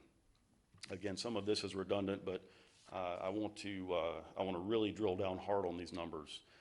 In the year 2014 and 15, the total crime rate in Putnam County actually saw a 1.2% increase. And again, from 2018 through 2015, there was an overall 46.5% reduction in crime within the county. And again, those the 2016 numbers have not yet been released for Putnam County by the Florida Department of Law Enforcement, because they're still waiting for those other municipalities to submit their own respective UCR records. Sheriff Deloach, real quick if I could. Yes, sir. Yes, sir. Yes, sir. Pomona Park disbanded their police department in what year? Oh, gosh, that's been a number of years ago. I'm not sure of the exact year. Does it predate this 08 date? Yes, it's been in excess of probably 20 years. Okay, it's irrelevant. Thank you.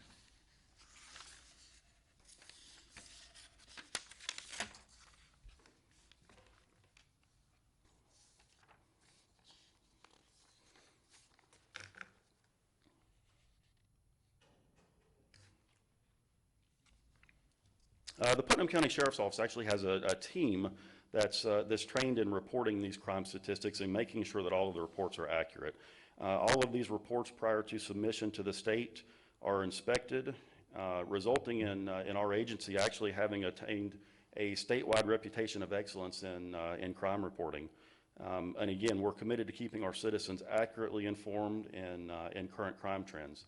Something that I want to point out is that semi-annual reports that are published occasionally are not always accurate indicators of the final actual crime statistics for any given year, and should certainly not be used to show crime trend changes from the previous year. Recently, there was some information that was presented to the BOCC and staff as evidence of false claims of crime reduction that were misleading and inaccurately interpreted. PCSO, as we saw, reported a nearly 13% reduction in crime for the entire year of 2016, again, for the areas that PCSO is responsible for reporting. Now, while we're certainly concerned with the other municipalities, I don't have access to their data and can't offer any interpretation of it at this point. So a semi-annual report, again, is a partial report for all jurisdictions, and should be viewed as a semi-annual report.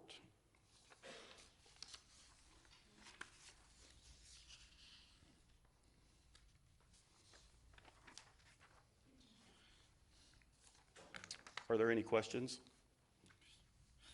I know there's a lot of information there in front of you. There's some additional slides there as well that go back and show some of the historic data from years past, I think all the way back to 2008. And if any of you have any questions on those, I'll be happy to answer those as well. If I could, Mr. Chairman? Yes, sir, please. So the purpose of your visit today and this slideshow is, are you experiencing misconceptions of the stats at an alarming rate, or is the media reading it wrong? No, but that does happen quite frequently, actually.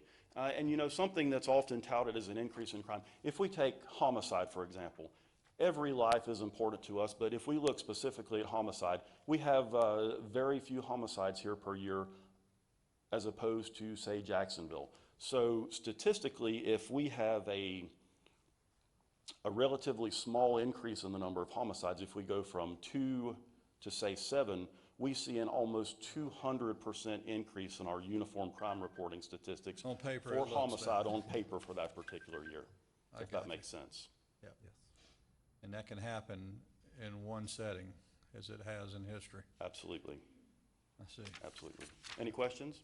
Well, there's a notable difference between 2009 and 2016. And I'm looking at the murder, rapes, robbery, aggravated, I mean, it's incredible how crime has really went down. Yes, and that actually, you know, that's certainly due in part to the efforts of our deputies. That's also following a statewide trend all the way across the state. Do you think it's some of our laws that the legislators have passed to get tough laws, if you will? I mean, I'm sure that probably has some influence on it. I bet it's technology. And technology has a lot to do with it. It's funny you mentioned that. We actually have a suite of software at the sheriff's office that actually maps out crime for us, and we can use it as a predictive tool to identify areas where we're having problems and anticipate future problems, so we can increase our patrols there. Mm-hmm. I wonder how many people from 2009 are incarcerated today that would be out causing problems. Maybe that would help some of us. I'm just, you know, thinking out loud, but something's happened to reduce those numbers quite frequently, and maybe they're all incarcerated and the rest of them are going, I don't want to go there. Sure, and I did say again that, you know, this is following that same statewide trend, although we have experienced a much more significant reduction in crime here locally than across the state. Well, you know, I appreciate that, and I'll tell you this. I mentioned at the last meeting that your deputy came door to door advising neighbors in my area to lock their cars at night because somebody was out, probably kids or whatever, it doesn't matter who it was, but they were out going through cars, unlocked cars. And it would only make sense to lock your cars. So, and that was I haven't seen that done in a long, long time. Sure. And I can tell you that in 2008, prior to us adopting the district policing concept we operate under now, it was not uncommon for us to see 30 or 40 burglaries per district, or sometimes 90 to 100 countywide for a monthly period. Those numbers now vary and fluctuate sometimes, but we're very often in the single digits for burglaries that are reported to the sheriff's office for a monthly period in any one given district. Sheriff, what does the acronym DABT represent? Which page are you on? Next to the last. You have all the agencies, Sheriff's Office, Palaca, Crescent City, Interlaken, Weelaca. Okay, that's going to refer to the Division of Alcoholic Beverages and Tobacco. Should've You'll see figured that those statewide agencies are also responsible for submission of UCR statistics in each of their respective jurisdictions across the state. All right. All right, commissioners, any other comments? Any comments? Thank you, That's Sheriff. encouraging. We appreciate your presentation, and thank you so much. Yeah. And come back again anytime with Thank you. We appreciate it. Okay, next on our agenda, Carrie Hawkins, Northeast Florida Education Consortium, Rural Partnership for Healthy Kids Grant, page 88 of your packet.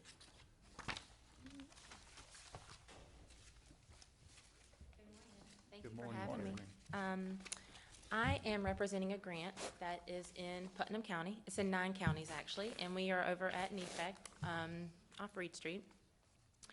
Basically, what we're doing is we are going into schools, we're going into the communities, we're talking to agencies and counties and cities, whoever we can speak to help us reach families to get them signed up for health insurance. That's what we do. We work through Florida Kid Care, which is, I actually have a presentation I can put up. I don't know if it, Here he comes now. okay. I can get to it. I'll close out. Oh, there it is. There you go. Yeah, if I can do it. We actually started. Slideshow. Okay, but I'll be brief. I won't touch on all this stuff. Okay. Basically, we are reaching families to get them signed up for health insurance. We provide the computer, we provide the internet, anything that they need, we help them print things. We have a mobile printer. We basically are a mobile office. They can come to us. We go to the schools. We're in the schools. We're partnered with Putnam County Schools. We have a MOU with them, which means that we can have access to data, social security numbers, whatever we need, whatever's going to help the families get them access to the health insurance. And what's interesting about Florida is we are 5th in the U.S. for children being uninsured. So we know we're behind California and Texas, things like that. But and 70% of our uninsured kids qualify for these programs, which are $0 to $15 to $20. So between $0 and $20, you can cover your entire family of children, all your children. So it doesn't apply to adults. But it is very helpful for our working families. This is who we're targeting. Working families, college students, the working poor, single parents, people who are unemployed. People a lot of times associate Medicaid with not as insurance. And this actually is it's like an umbrella. All these things fall under under Florida Healthy Kids and Kid Care. Just a couple quick things. 30%. Kids who are uninsured are 30% less likely to receive medical attention. Uninsured newborns have lower birth weights and higher rates of premature death. All kinds of risk factors. They're not going to the doctor. They're using ERs. I guess how it is relevant to you guys and to the community is basically we're trying to have a better quality of life for your community members. We want them in school. We want their parents at work. We want people who are working and are paying ridiculous amounts of money on health insurance to not have to do that. You'd be surprised what people can qualify for. I put it in there. It shows you a family of 8 can make over $80,000 a year. That's 6 children. And qualify a family of 4 can make over $46,000 plus and qualify for this insurance at $20. They don't have to meet a deductible. They're just paying a $20 premium. And basically what we want to do is whoever in the community, whoever we want to get this out there and get people knowing that we can come to them. We can help them get insured.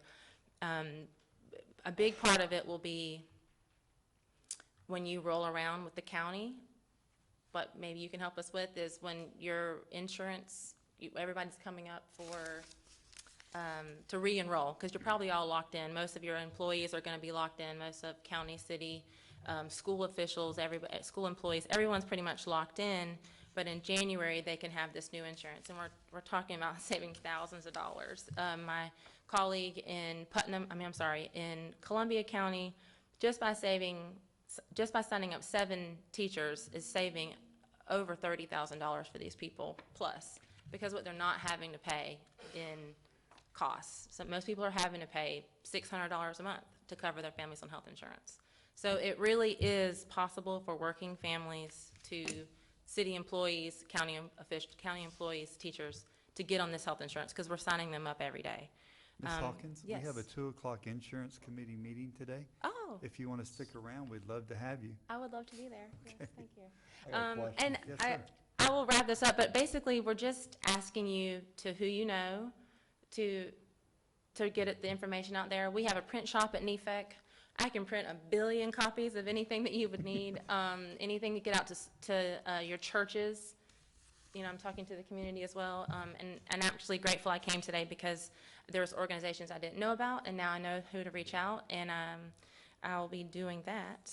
But Ms. just, Hawkins, yes. Commissioner Lible has a question for you. If I could, In the case of your teachers you were just speaking of, and say futuristic are employees at the county. Yes. I know the kids have to be uninsured for an amount of time before your program will pick them up. How do you get around that? They are actually very lenient about these things. Say someone dropped their insurance because they couldn't afford it, if you put it in the notes, they work with you on it. I've had a family who had to drop their insurance due to the insane costs that they were having to pay, but because they were within 5%, because it was more than 5% of their income, that's how they get in and they qualify for it. So I there think is a that way needs work to be through it. highlighted more, because that will scare somebody off in a heartbeat. Yeah, and I think it also needs to be highlighted that this is not the Affordable Care Act. This is not Obamacare, all the different things people associate with that, which is a lot of, it's been scary right now. CHIP, which is Children's Health Insurance Programs, have been around since 1993. This program's been around for a Yeah, while. it's all been around. It's not going anywhere. And if they did, they'd have to come up with something to replace it with. And when you start messing with children's insurance, you're going to get some unhappy people. So along the lines of Commissioner Lible, are you done? Yeah, that's good. Okay, along the lines of Commissioner Lible, let's say that there's a family, a gentleman that makes under 45,000, has 4 kids, and he works for the county, and his wife and children are on the plan. Does he have to drop the children in order for them to be picked up? He will have to drop the children. And that's a is big scary. issue that comes up, is that when you're either on an individual plan or you're on a family plan. Sometimes it costs, it's either, doesn't matter if you have 6 kids, 2 kids, a wife, whatever. You're going from one person to multiple people. For some people, it's not going to be worth it to do this, because they still have to put their wife on their insurance. Well, if they're paying for their wife, they still have to pay for their children. Right. So it's the same cost no matter what. This is going to be attractive to people who are single, a lot of single people who are with children, so they're not having to put a spouse on there as well. Obviously, the unemployed, they may qualify for the Medicaid portion. When it is a husband and wife, sometimes it is not as attractive. But I mean, I sign those people up too, and they are only paying $20 or $15, and the significant amount that is saving them, to them has been worth it. So, it's not commission based or anything. We're a grant. We're just trying to get More questions. as many kids as we can. One more question, if I can, Carrie. Of course. How much money you got? $1 million, two-year $1 million grant. How big's the district? Putnam? Well, no, for the $1 million. Oh, we have 9 counties we're serving. So Baker, Putnam, Gilchrist, Hamilton, Columbia, Union, Bradford, Nassau, and North Florida Racing counties. yeah, Every one of them. it's NEFAC serves 15 different member districts, but we are only serving, the only ones that opted in were those 9. And we have different numbers we do have to meet to get to be able to keep the grant, but and it has been kind of slow. That's why we need support. We need people who really want to get these kids insured. That's why we went through the schools, because we want kids in school. To echo Commissioner Harvey, I really invite you to come here at 2 o'clock today. I will be there. I'm excited. And the gentleman over there with his phone on, raise your hand, Brandon. He's with the Plaquemine Daily News. He would probably love to do a story on this, and I'm sure Yes, he he would. would. There you go, Brandon. I think he does. Yes. We I can will be fix knocking you on right the door. up. Commissioner Awesome. Goddard has a question for you, Ms. Hawkins. Yes. Just real brief, it says here, of course, they need to be a U.S. citizen. Yes, that has been, I was in your Crescent City schools, and I did come to realize that the principal was pointed out to me that half of his elementary school are, not that they're illegal aliens, but they don't speak English. There are a lot of non-English speaking families, and so we are working on getting all of that information to those schools. But you do have to be a U.S. citizen, or you have the option to be, I just forgot the word for it. What page are you on? I'm sorry. That's on page 3. Page 3. There are other programs, I can't call them right now, that cover those children, no. Okay, well, They're- as a they're U.S., Or a qualified non-citizen, that's right. I they couldn't would think be a of it. U.S. citizen, the child. Yes, And the parent may not be. that is, And of course, you're also saying they must have an income coming in. They don't have to have an income. Oh, okay. No, that's for healthy kids. Basically, the way it works, and because I was just going to be so brief, I didn't break it down that much for you, I'm sorry. But the kids that are 0 to 1, they fall under a certain category. 0 to 4 fall in a category. But kids 5 to 9 through 19, the day you turn 19, you're no longer eligible. But they are the ones that are falling under these subsidies for the $15, the $20. If you're under those other ages, you're falling under Medicaid in the younger brackets, or you don't have a cost. Medikids also is with a subsidized amount, but if they are not working, they're most likely going to fall under Medicaid. Let me ask one more. You can ask Do all the you questions. have a bilingual person on your staff? NEFAC, I'm almost positive NEFAC as a organization does, but what we have with Florida Kid Care is we have things available and people to talk to available in Creole, Spanish, English, and another language as well. They are so easy to get on the phone. Basically what we do is I'm sitting with the family. If I did need an interpreter, the school would provide me one, Putnam County Schools. So they have contractors now. Okay. Yeah, we would Follow up definitely have service. access to an interpreter. It's especially over like in the Crescent City area and all those schools, they have access to 4 or 5 people. So that we have full access to all their staff, which is great. Thank you. Yes. Thank you.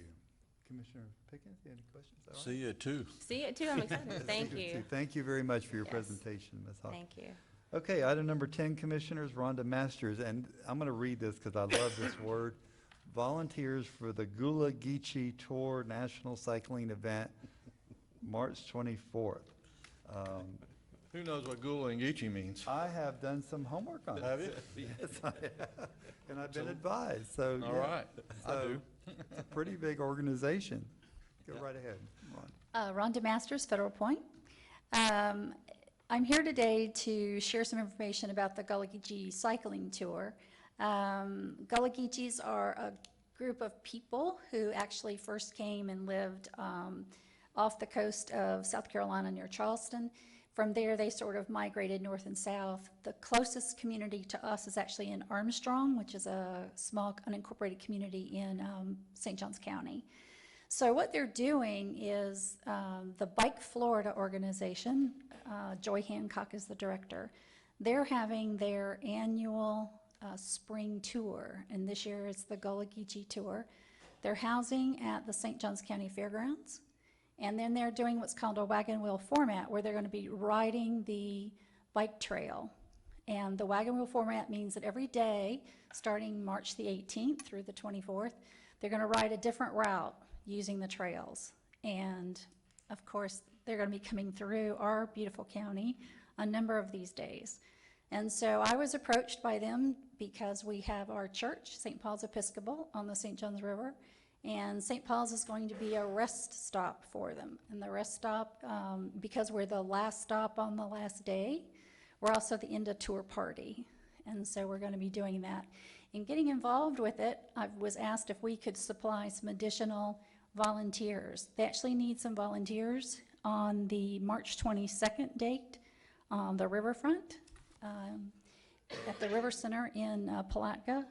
And they need some volunteers at the East Palatka Community Park, which will also be a rest stop. The tour group, the Bike Florida people, actually provide everything. They provide tables, portalettes, bike racks, the food, the beverages. They just need people who will volunteer to come and man a table and hand it out. So if you know of anyone, I'll have my contact information if you want to call me, and then I can help get them in touch with the people who need to coordinate this. This is a huge event. I was surprised. I'm so happy that we are getting some of the residuals from this, and hopefully in the future we can host our own tour here at our fairgrounds at some point in time. But know that right now there are 545 registered cyclists for this event. 68% of them are from outside of the state of Florida. So they're actually flying in. They, I learned a lot. They crate their bikes. These bikes are are anywhere from $10,000 to $15,000 apiece. So they're people with means flying in to do this event. What's unusual is 48% of these riders this year are female. And so it's usually a pretty predominant male sport, but the women are getting close to being a 50-50 with them. And the average age of the cyclist is 64 years old. Wow. The Wednesday event, which is the event that we're going to have the big riverfront event here in Palatka, it's their Century Day, meaning that they're going to be riding 100 miles that day before returning then back to the fairgrounds. So, in that week, please look, be careful, watch for cyclists on our roads. And the last thing I want to say is that Joy Hancock has told me that if we wanted to put together information on Putnam County, that we could do that. I can get it to her. She's going to put it into their cycling packets. Every cyclist gets a packet of information about the community. And so that would be great for us to put information about our county and what we have available. And then maybe they'll come back on another tour and visit us again. I agree. Mr. Chairman? Yes, sir. Mr. Rhonda, one thing that I got to help you along here. Blue Ways and Trails, Putnam County Blue Ways and Trails are going to have kayaks available for this group of riders on the riverfront in Palatka that day at our launch downtown. And just a historical, we've hosted this twice. We had 850 riders and 600 and some change the second time. Good. And many of the returning riders are coming because they've been to Palatka before for the event, which we hosted. And they're familiar with and they're going to see a lot of improvements. They hadn't seen the East Palatka Trail yet, so it'll be new to that wasn't finished at the time, because this is very exciting. It is tremendous. And I want to thank to the Blue Ways and Trails and to this commission for supplying us with a letter of support. We're at St. Paul's Episcopal are applying for a grant from our Episcopal church from the headquarters in New York so that we can make some improvements on our property so that we can have a soft launch and land for kayakers and any paddlers, and also to have some facilities so that the bikers, because we're sort of at a crossroad where both the Blue Way and the trail sort of come together. So we're looking forward to hopefully receiving that grant, making those improvements, and filling a gap in that We should give a plug too to the Armstrong community. Yes. It's a very small community. Yes. And they take this very serious, and the love is felt. I can tell you that. The food, the music, and the fact that you're there, you won't forget it. They do a great job. They do. Yeah. And whatever you need from us, I think you mentioned some signs and packets of information. We should be able to handle that pretty easy with the Chamber of Commerce. So you just, again, stay in touch with me. I'll give it to Yvonne, our public information officer, and we'll get it out to people and move in that direction. Wonderful. Thank you. Thank you, Rhonda. We appreciate it. Thank you. We'll see you at 2 o'clock also, I understand. Okay, next thing, item 11 on our agenda, codes enforcement. It's item 89, page 89 in your packet. Fine reduction case 2009-0364, Dolores Frey, 127 Lakeview Road. Mr. Sammons, looks like you're poised to be talking today. Yes. First case is 2009-0364, 127 Lakeview Road. And Dolores Frey and her husband have owned the property. Type of violation was the dilapidated mobile home in care of premises. Length of time to achieve compliance was 7 years, 6 months. A lot of that's because they were very elderly people. Number of liens, 1. They've owned it for the whole time. Staff recommends that the board accept a $401, which is our costs that were involved in the case, in lieu of the $50,250 fine if it's paid within 7 months. The Frays are in concert with the recommendation. Move approval, Mr. Chair. Well, is anybody, before we do that, we should ask, anybody here want to speak in favor of or against?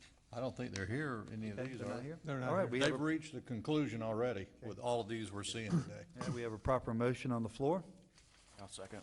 All right, proper second. All in favor say aye. Aye. Opposed, like sign. The ayes have it. Thank you. Case number 2014-0306, Edna Slay, fine reduction request, 309 Pine Street. This is a case of deteriorated housing. We actually went out there with the sheriff's office, and they have 2 houses on the property, and one of them was housing some people that were running a theft ring, a bunch of kids. But the property was in bad shape, and it took 2 years, 4 months to get it into compliance. There is not a lien presently on the property. Ms. Slades owned it the whole time. Staff is recommending that the board accept $715 in lieu of the $15,825 fine if it's paid within 6 months. All right, thank you, Mr. Sammons. Board members? I'll make a motion, we accept the recommendation. Second. Okay, we have proper motion, proper second. All in favor say aye. Aye. Opposed, like sign. Case number 2009-0996, William Bedford Green, 113 Magnolia Road, Hawthorne. Mr. Salmon. This case is unpermitted construction care of premises. Length of time to achieve compliance is 7 years, 2 months. There's 1 lien on the property. Length of time that Mr. Green's owned it is 3 months. He bought it on a tax deed sale. And since I did the agenda item and today, we got word from the clerk of the courts that there was a $2,603.24 overbid. And so I would recommend that we accept that and not charge the man anymore. Yeah, I think I lost you. An overbid.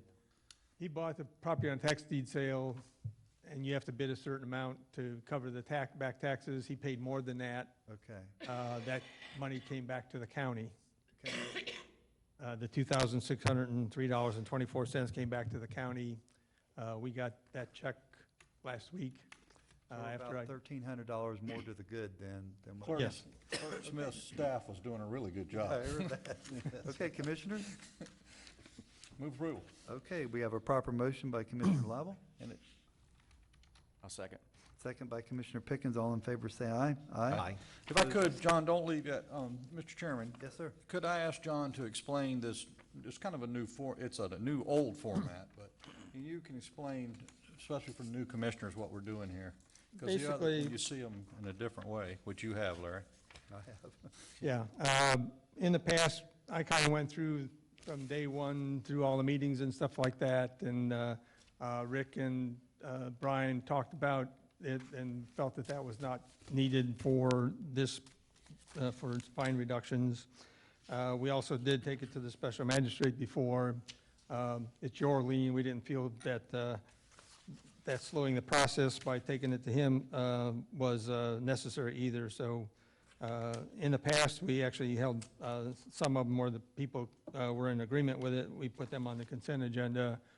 We talked about doing that again. We're not doing that today, but that may be something that we think about doing down the road so that it goes a little quicker and they're not controversial. So that's why this looks a little different. On the abatements, I'll still go through the more detailed discussion. I appreciate it, and it was, yeah, thank you very much. Mr. Chairman, Yes, sir. could I elaborate on You may. the overbid for the tax deed? Please do. When a property goes to a tax deed sale, that process eliminates all liens except government liens. So a government lien would transfer with a property. So in this case, there were additional dollars over the amount owed for taxes, and then that paid off the lien. So that's kind of how that works. Okay, well, thank you. Thank you. Thank you, Mr. Clerk. Okay, next case, item number, fine reduction request, case number 2012-0239, Friends of Lake Swan Camp, 620 State Road 26, page 98 in your packet. Mr. Sammons, please. Type of violation here was a burned house. The length of time to achieve compliance was 1 year and 2 months. The county actually abated this property. A number of and type of liens are 3 liens, daily fine, the recording, and the abatement lien. Staff is recommending that the Board of County Commissioners accept $1,425 abatement lien plus $802 of additional cost in lieu of the $19,205 fine if it's paid within 3 months. And Mr. Perry from Lake Swan Camp is here today. He would Mr. like to Rawlings, talk to would you like to speak to us? And before he comes up, Mr. Rawlings is the father of Commissioner Gavin Rollins, who is serving overseas right now with our U.S. military and has taken a hiatus from county commission duties, but will be returning to Clay County as a county commissioner. Thank your son for us for the service that he's providing to our country. Thank you. Thank you, sir. Appreciate that. And I will say that Lake Swan Camp is somewhat centrally located for any meetings that you would like to have for your multiple county venues. Good, thank you. So we would like to offer that without charge. Thank you. For you to use that. So I have several things that I'd like to get kind of in at Right this ahead. point. I've waited for this point. I first came to Putnam County 55 years ago as a 12-year-old to Lake Swan Camp as a camper. And I have maintained contact with the camp over these 55 years. My wife and I met there 48 years ago, and she prayed to receive Christ as her Savior at the camp. So we've got some really deep roots. It's really a pleasure to be there at this stage of my life, to be at home working there. It's not a job. I don't dread getting up in the morning and going to work. I have to kind of back off. But the camp is kind of a quiet little place there. A lot of people say when they come, I never realized what you have back here. We can accommodate 364. We have really focused the last 5 years since I've been back at the camp full-time in improving our facilities. And we've done a major job, and I'll talk a little bit more about that when I give some commendations for the various offices in the county that I would like to bring forth. Last year, we grossed $937,000. We had a payroll of over $350,000. We have, in the last 5 years, made a major renovation on one of our buildings of $265,000. So we make a significant contribution to this county as far as the revenues are concerned. And our main focus is ministry, and we have a lot of things that we offer free of charge to some ministries. The prison ministry that's been working with us, we give them free housing for a week to work in the jails around in the area, and we're really thankful for that. We have a personal residence. By the way, my name is Perry Rollins, and we have a house at 243 Ashley Lake Drive in Melrose. We have been property owners there for 28 years and just love living here in Putnam County. And I've had the privilege of teaching 4 years at Peniel Baptist Academy and then being the administrator at River Christian Academy. And it gave me a new appreciation for Putnam, for Black, as I traveled back and forth and got to know people in the community. A lot of those were good transitions for my being back at Lake Swan Camp. So I really appreciate the community and the opportunity I've had to work there. I also had the opportunity to work with the Early Learning Coalition as a nonprofit position on that board. Last year, the camp also was able to host over 7,900 people at the camp. That's a lot of people coming into Putnam County. We had over 26,000 camper days. We're just thrilled to be a part of Putnam County as we continue to focus on improving our facilities, not necessarily growing bigger. We also realize that we've had some history with our neighbors, and we're trying our best to make sure that we maintain good relations with our neighbors, and I'm here to report that that has been going along well, and we're thankful for that. Part of our renovation and moving forward and improving our facilities has been to work with the county offices. And so whether it's the clerk of the court in recording, or whether it's the tax appraiser or the tax collector, or whether it's the sheriff's department, every county office that we are able to work with has just been exceptional in their customer service to us and in working with us to make sure that we do things properly when it comes to recording and some of those kinds of legal matters, as well as with the health department and making sure that we're compliant with them, with the planning department and making sure that we're compliant there. with the codes even, and I'll come back to that in a minute. But the building department, I'd really like to single out them for praise. They have never one time backed off or skirted or not been holding us accountable as far as the codes are concerned or any of those kinds of issues. But they have been very professional. They have been very good in working with us to make sure that we, in a partnership with them, provide renovations that are safe, that are according to the code, and that are done in a timely manner. Their perspective has been not in trying to stop the work that is being progressed, but to see how we can move it forward. And that kind of mentality is a real tribute to Kevin and to all of the ones in the building department. We have had some very touchy, time-sensitive things that we've been able to work through that show that they are people of integrity and refuse to back off on some of those kinds of things. I won't go into detail on that, but it's just been tremendous. As I have been working, I have a love for real estate. We noticed a house that was in disrepair, and I kept looking at it thinking, boy, that'd be a great house for one of our staff guys. So we ended up finding out that it was in a codes violation, and we ended up taking a house that the guy could not really do anything with. He didn't have the money to tear it down, didn't have the money to fix it, couldn't sell it without fixing it, so he was kind of in a catch-22.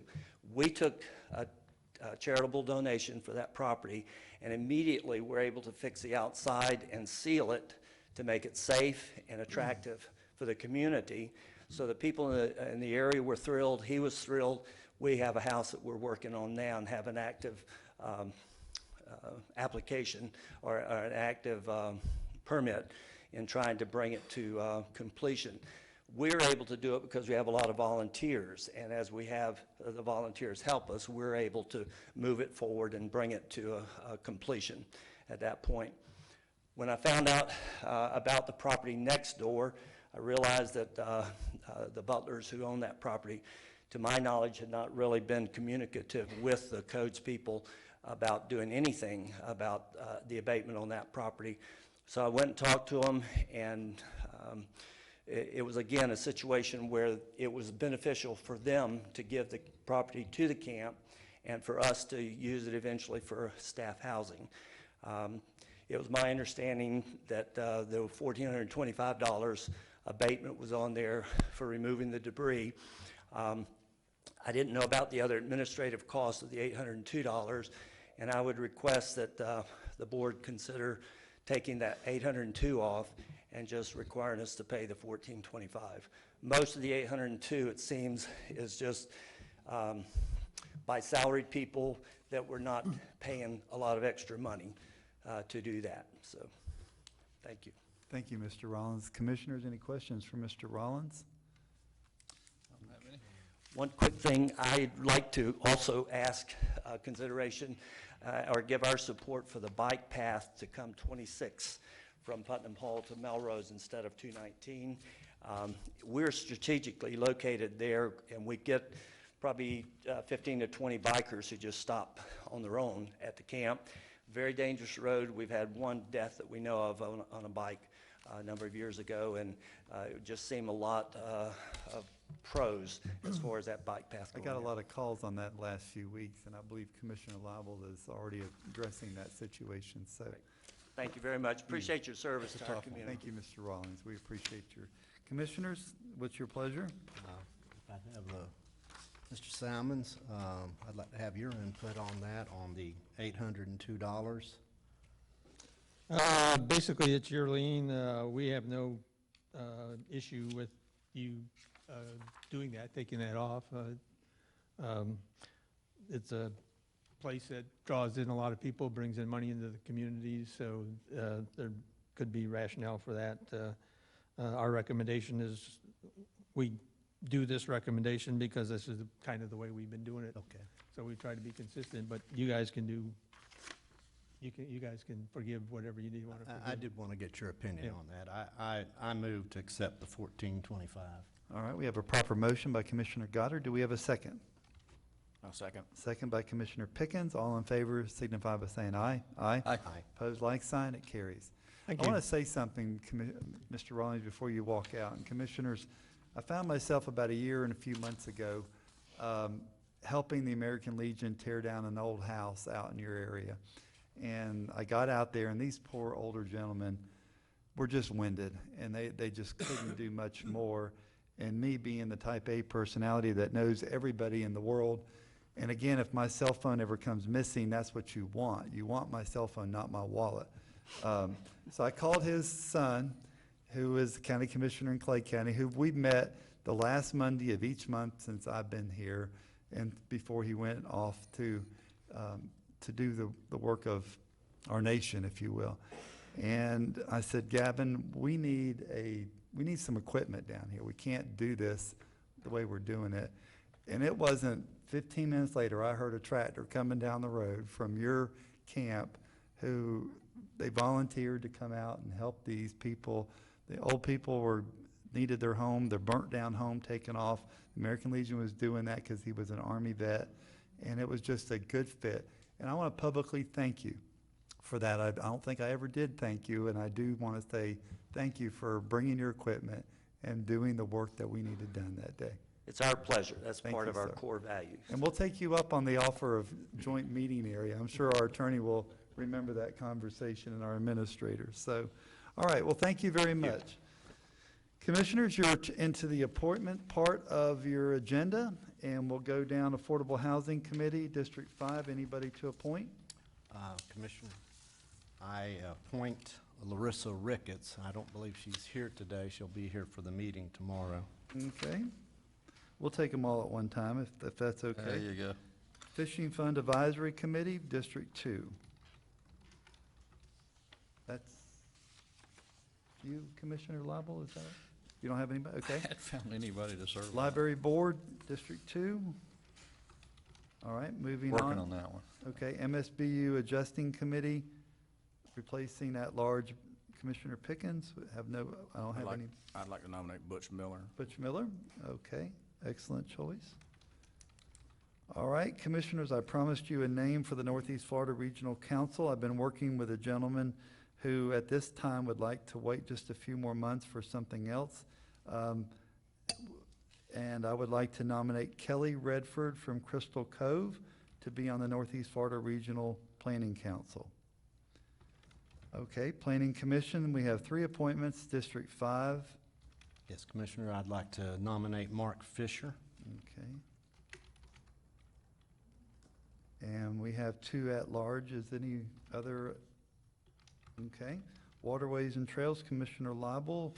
I would like to serve in that capacity because of my work with the trails and waterways. I would love for you to serve in that capacity, sir. Okay. And now we need to start basically loading it up. Wait, I'm sorry. I jumped ahead. Parks and Recreation is what I was interested in. Okay. Well, currently I'm serving on that, so I will remove myself. Well, Commissioner Harris was there, and I've assumed her role. Oh, on these Waterways boards. and Trails. Yes, I'm sorry. Okay, you're assuming her role. No, Parks and Recreation. Okay, I'm following you now. All righty. I'm sorry, on Waterways and Trails, I just wanted to trim the overall committee from 15 to 8 members is what we're doing here. I agree, that's way too Where I can get a quorum. I mean, I don't know how many committees you've had with 15 people, but you will not get a quorum. That's right, you might as well not have meetings. Okay, so the recommendation for Waterways and Trails, Commissioner Lible is serving as the commissioner and the chairman of that committee, and now we've changed the committee structure to 8 members, and we'll start filling that committee up soon. Right. So, okay.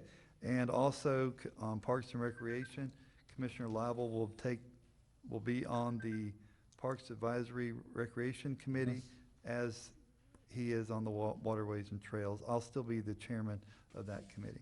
Zoning Board of Adjustments, we have 2 at large. Is there anybody any appointments on that?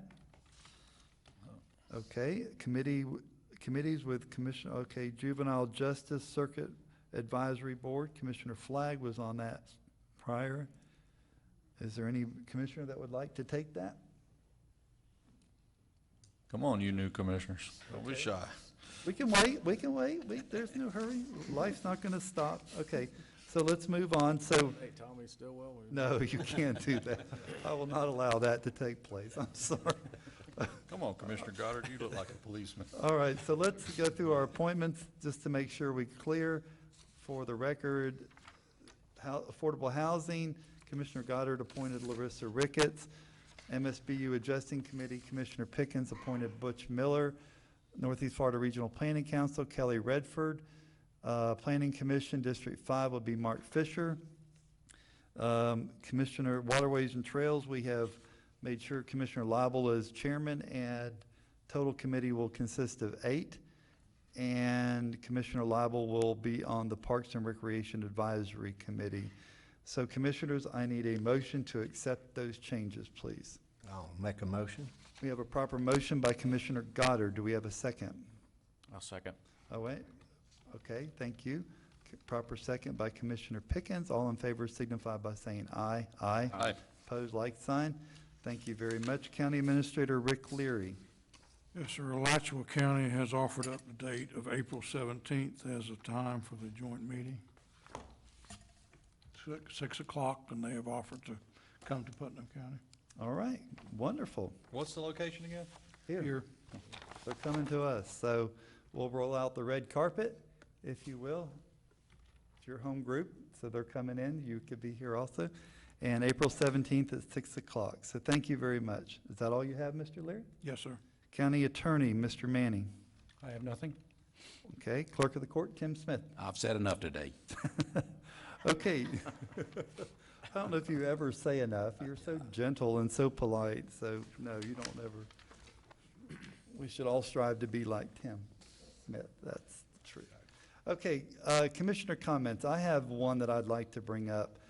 I would like for the board to consider February 20th, next Monday night at 5:30, that we can be briefed on the audit and accept public comments here in this room.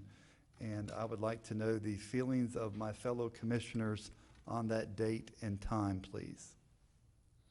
Commissioner Lible? Briefed by who exactly? Our staff, and go over our attorney and go over the items on the audit. And what's the time? 5:30 on Monday evening.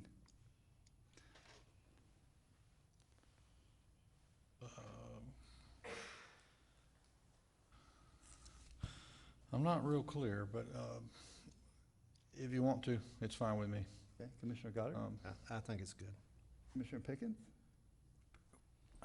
So we'll be briefed by staff, and will this be the only meeting, or are we gonna have a series of meetings? Are we going to, as a board, call workshops, to discuss Well, in all fairness, if I could, I've been, in fairness to consulting, we're letting the public in, which I have no problem with ever, but I've also been asked throughout the community to associate a cost with this audit. And I think, to be fair, that if you want a series of meetings, Mr. Pickens, I think at some point in time, I don't know if we need a standalone meeting, but I would like to ask staff to compile the hours that our employees have spent on this for the 14 months, in addition to the state hours. I think it's fair, and we need to do that. I think we could talk about that, you and Commissioner Lible's concerns that evening. Is that, Mr. Leary, possible? Well, we can put together some estimate of time, and I don't know that we've tracked every, it'd been impossible to have tracked every hour and every, I'm asked this a lot in the community. Yeah, but, They want a cost associated with it. Together a rough estimate of effort put forth by employees to comply with, requests for information and compilation of records and research that's been done. It'll be rough in nature, but we can do that. So in the briefing, if I could, by staff, are we looking for recommendations, controls, as Mr. Smith refers to them, in these departments where the 10 items were listed? Or how deep are we going with this Monday night? Well, I think we're at the 35,000 foot, but we do have a 30-day window that we have to respond at. And I think that would be the meeting that we can ask the questions concerning your concerns, and also Commissioner Pickens, where we go from here and how many more meetings need to take place. Well, Chairman Harvey, I think a more productive meeting would have their intentions and controls that they intend to implement to their departments on hand too, if we're going to do that. I agree. You know, and then we get it down, and then staff has directions where to go back in our 30-day response. And you know, it's just, I feel this is new, and I don't know about you, but I pretty much understand it. It was in layman's terms, and I would like staff to be able to respond to it. I agree. Not to put off your meeting, but I want to be a little more efficient with this meeting than, you know. Mr. Leary, can we accomplish that with? Yeah, let's knock it out. In other with words. our staff recommendations by Monday evening?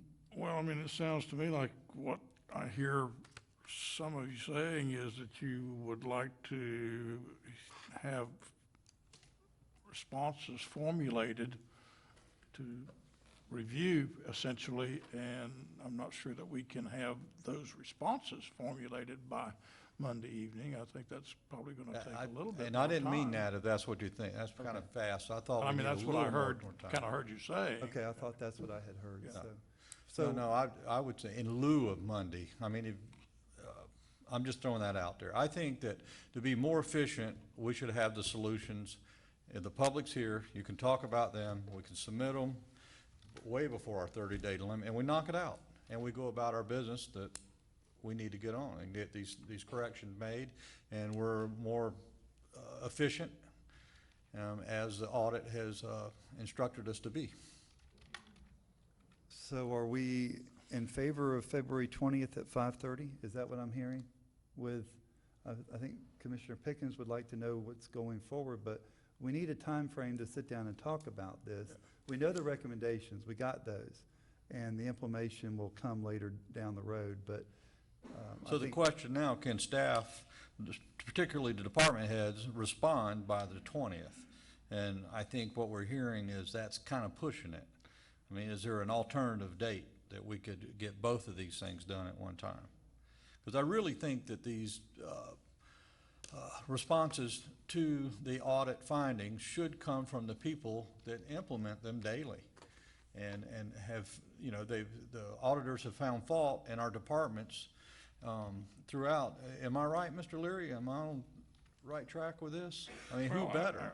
I think what I think I'm kind of hearing is that, to borrow, you know, your phrase, we're sort of at the 30,000 foot level, and I think maybe Monday, maybe we drop down to the 15,000 foot level, and then in a subsequent meeting, we're going to drop down lower and then talk about the specificity of the response. that's what I'd like to see, Okay. you're right.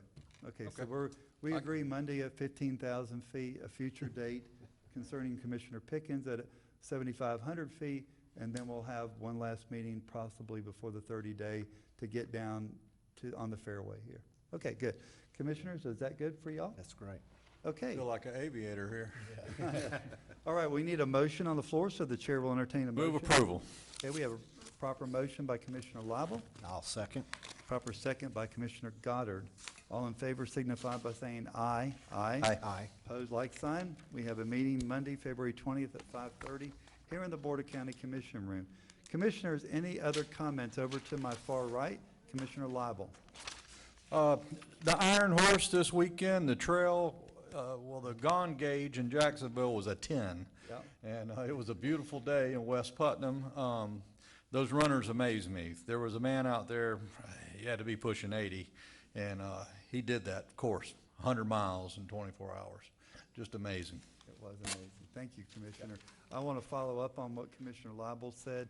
I got there about 6:30 in the morning and met with a gentleman that was from Brazil, who flew in from Brazil to, him and another runner to attend this. And there was one gentleman that was an hour and a half late, but he was going to do the 100 mile, and they said it wouldn't that probably affected him a bit because he was probably better shape to sleep in an extra hour. So it is amazing, and I tell you, it's wonderful for the organizations that really participated to show off Putnam County.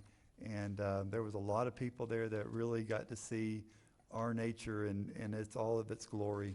To start off that morning in the 40s and to finish up that day in the 80s, absolutely Florida weather, and it was good. So. One thing that I have to add, my wife and I took our bikes out and rode, and it's a good workout. If you start at Roberts Lane at the end of the pavement, it's a gradual uphill climb, but if you can make it to Floorholm, the ride back is really fun. That's right. It's downhill slightly too, but it was a good workout for us. I felt the burn. So next year, commissioners, we're all going to sign up for the 24-hour endurance. What do you, Commissioner Goddard, any comments? No, I'm just very pleased with the way I feel our county is moving. Thank you, Commissioner Goddard. Commissioner Pickens. Just enjoyed another board meeting and appreciate all the presentations, especially from Gator Deloach, Sheriff Deloach, and Ms. Carrie Hawkins, and also Rhonda Masters. So just a lot of positive information for our county. Thank you. Thank you very much. Commissioners, at 2 o'clock, you do have a insurance meeting today, and I'm going to try to go home and see my wife for a few minutes, our 32nd wedding anniversary today. So see you at 2, and this meeting's adjourned.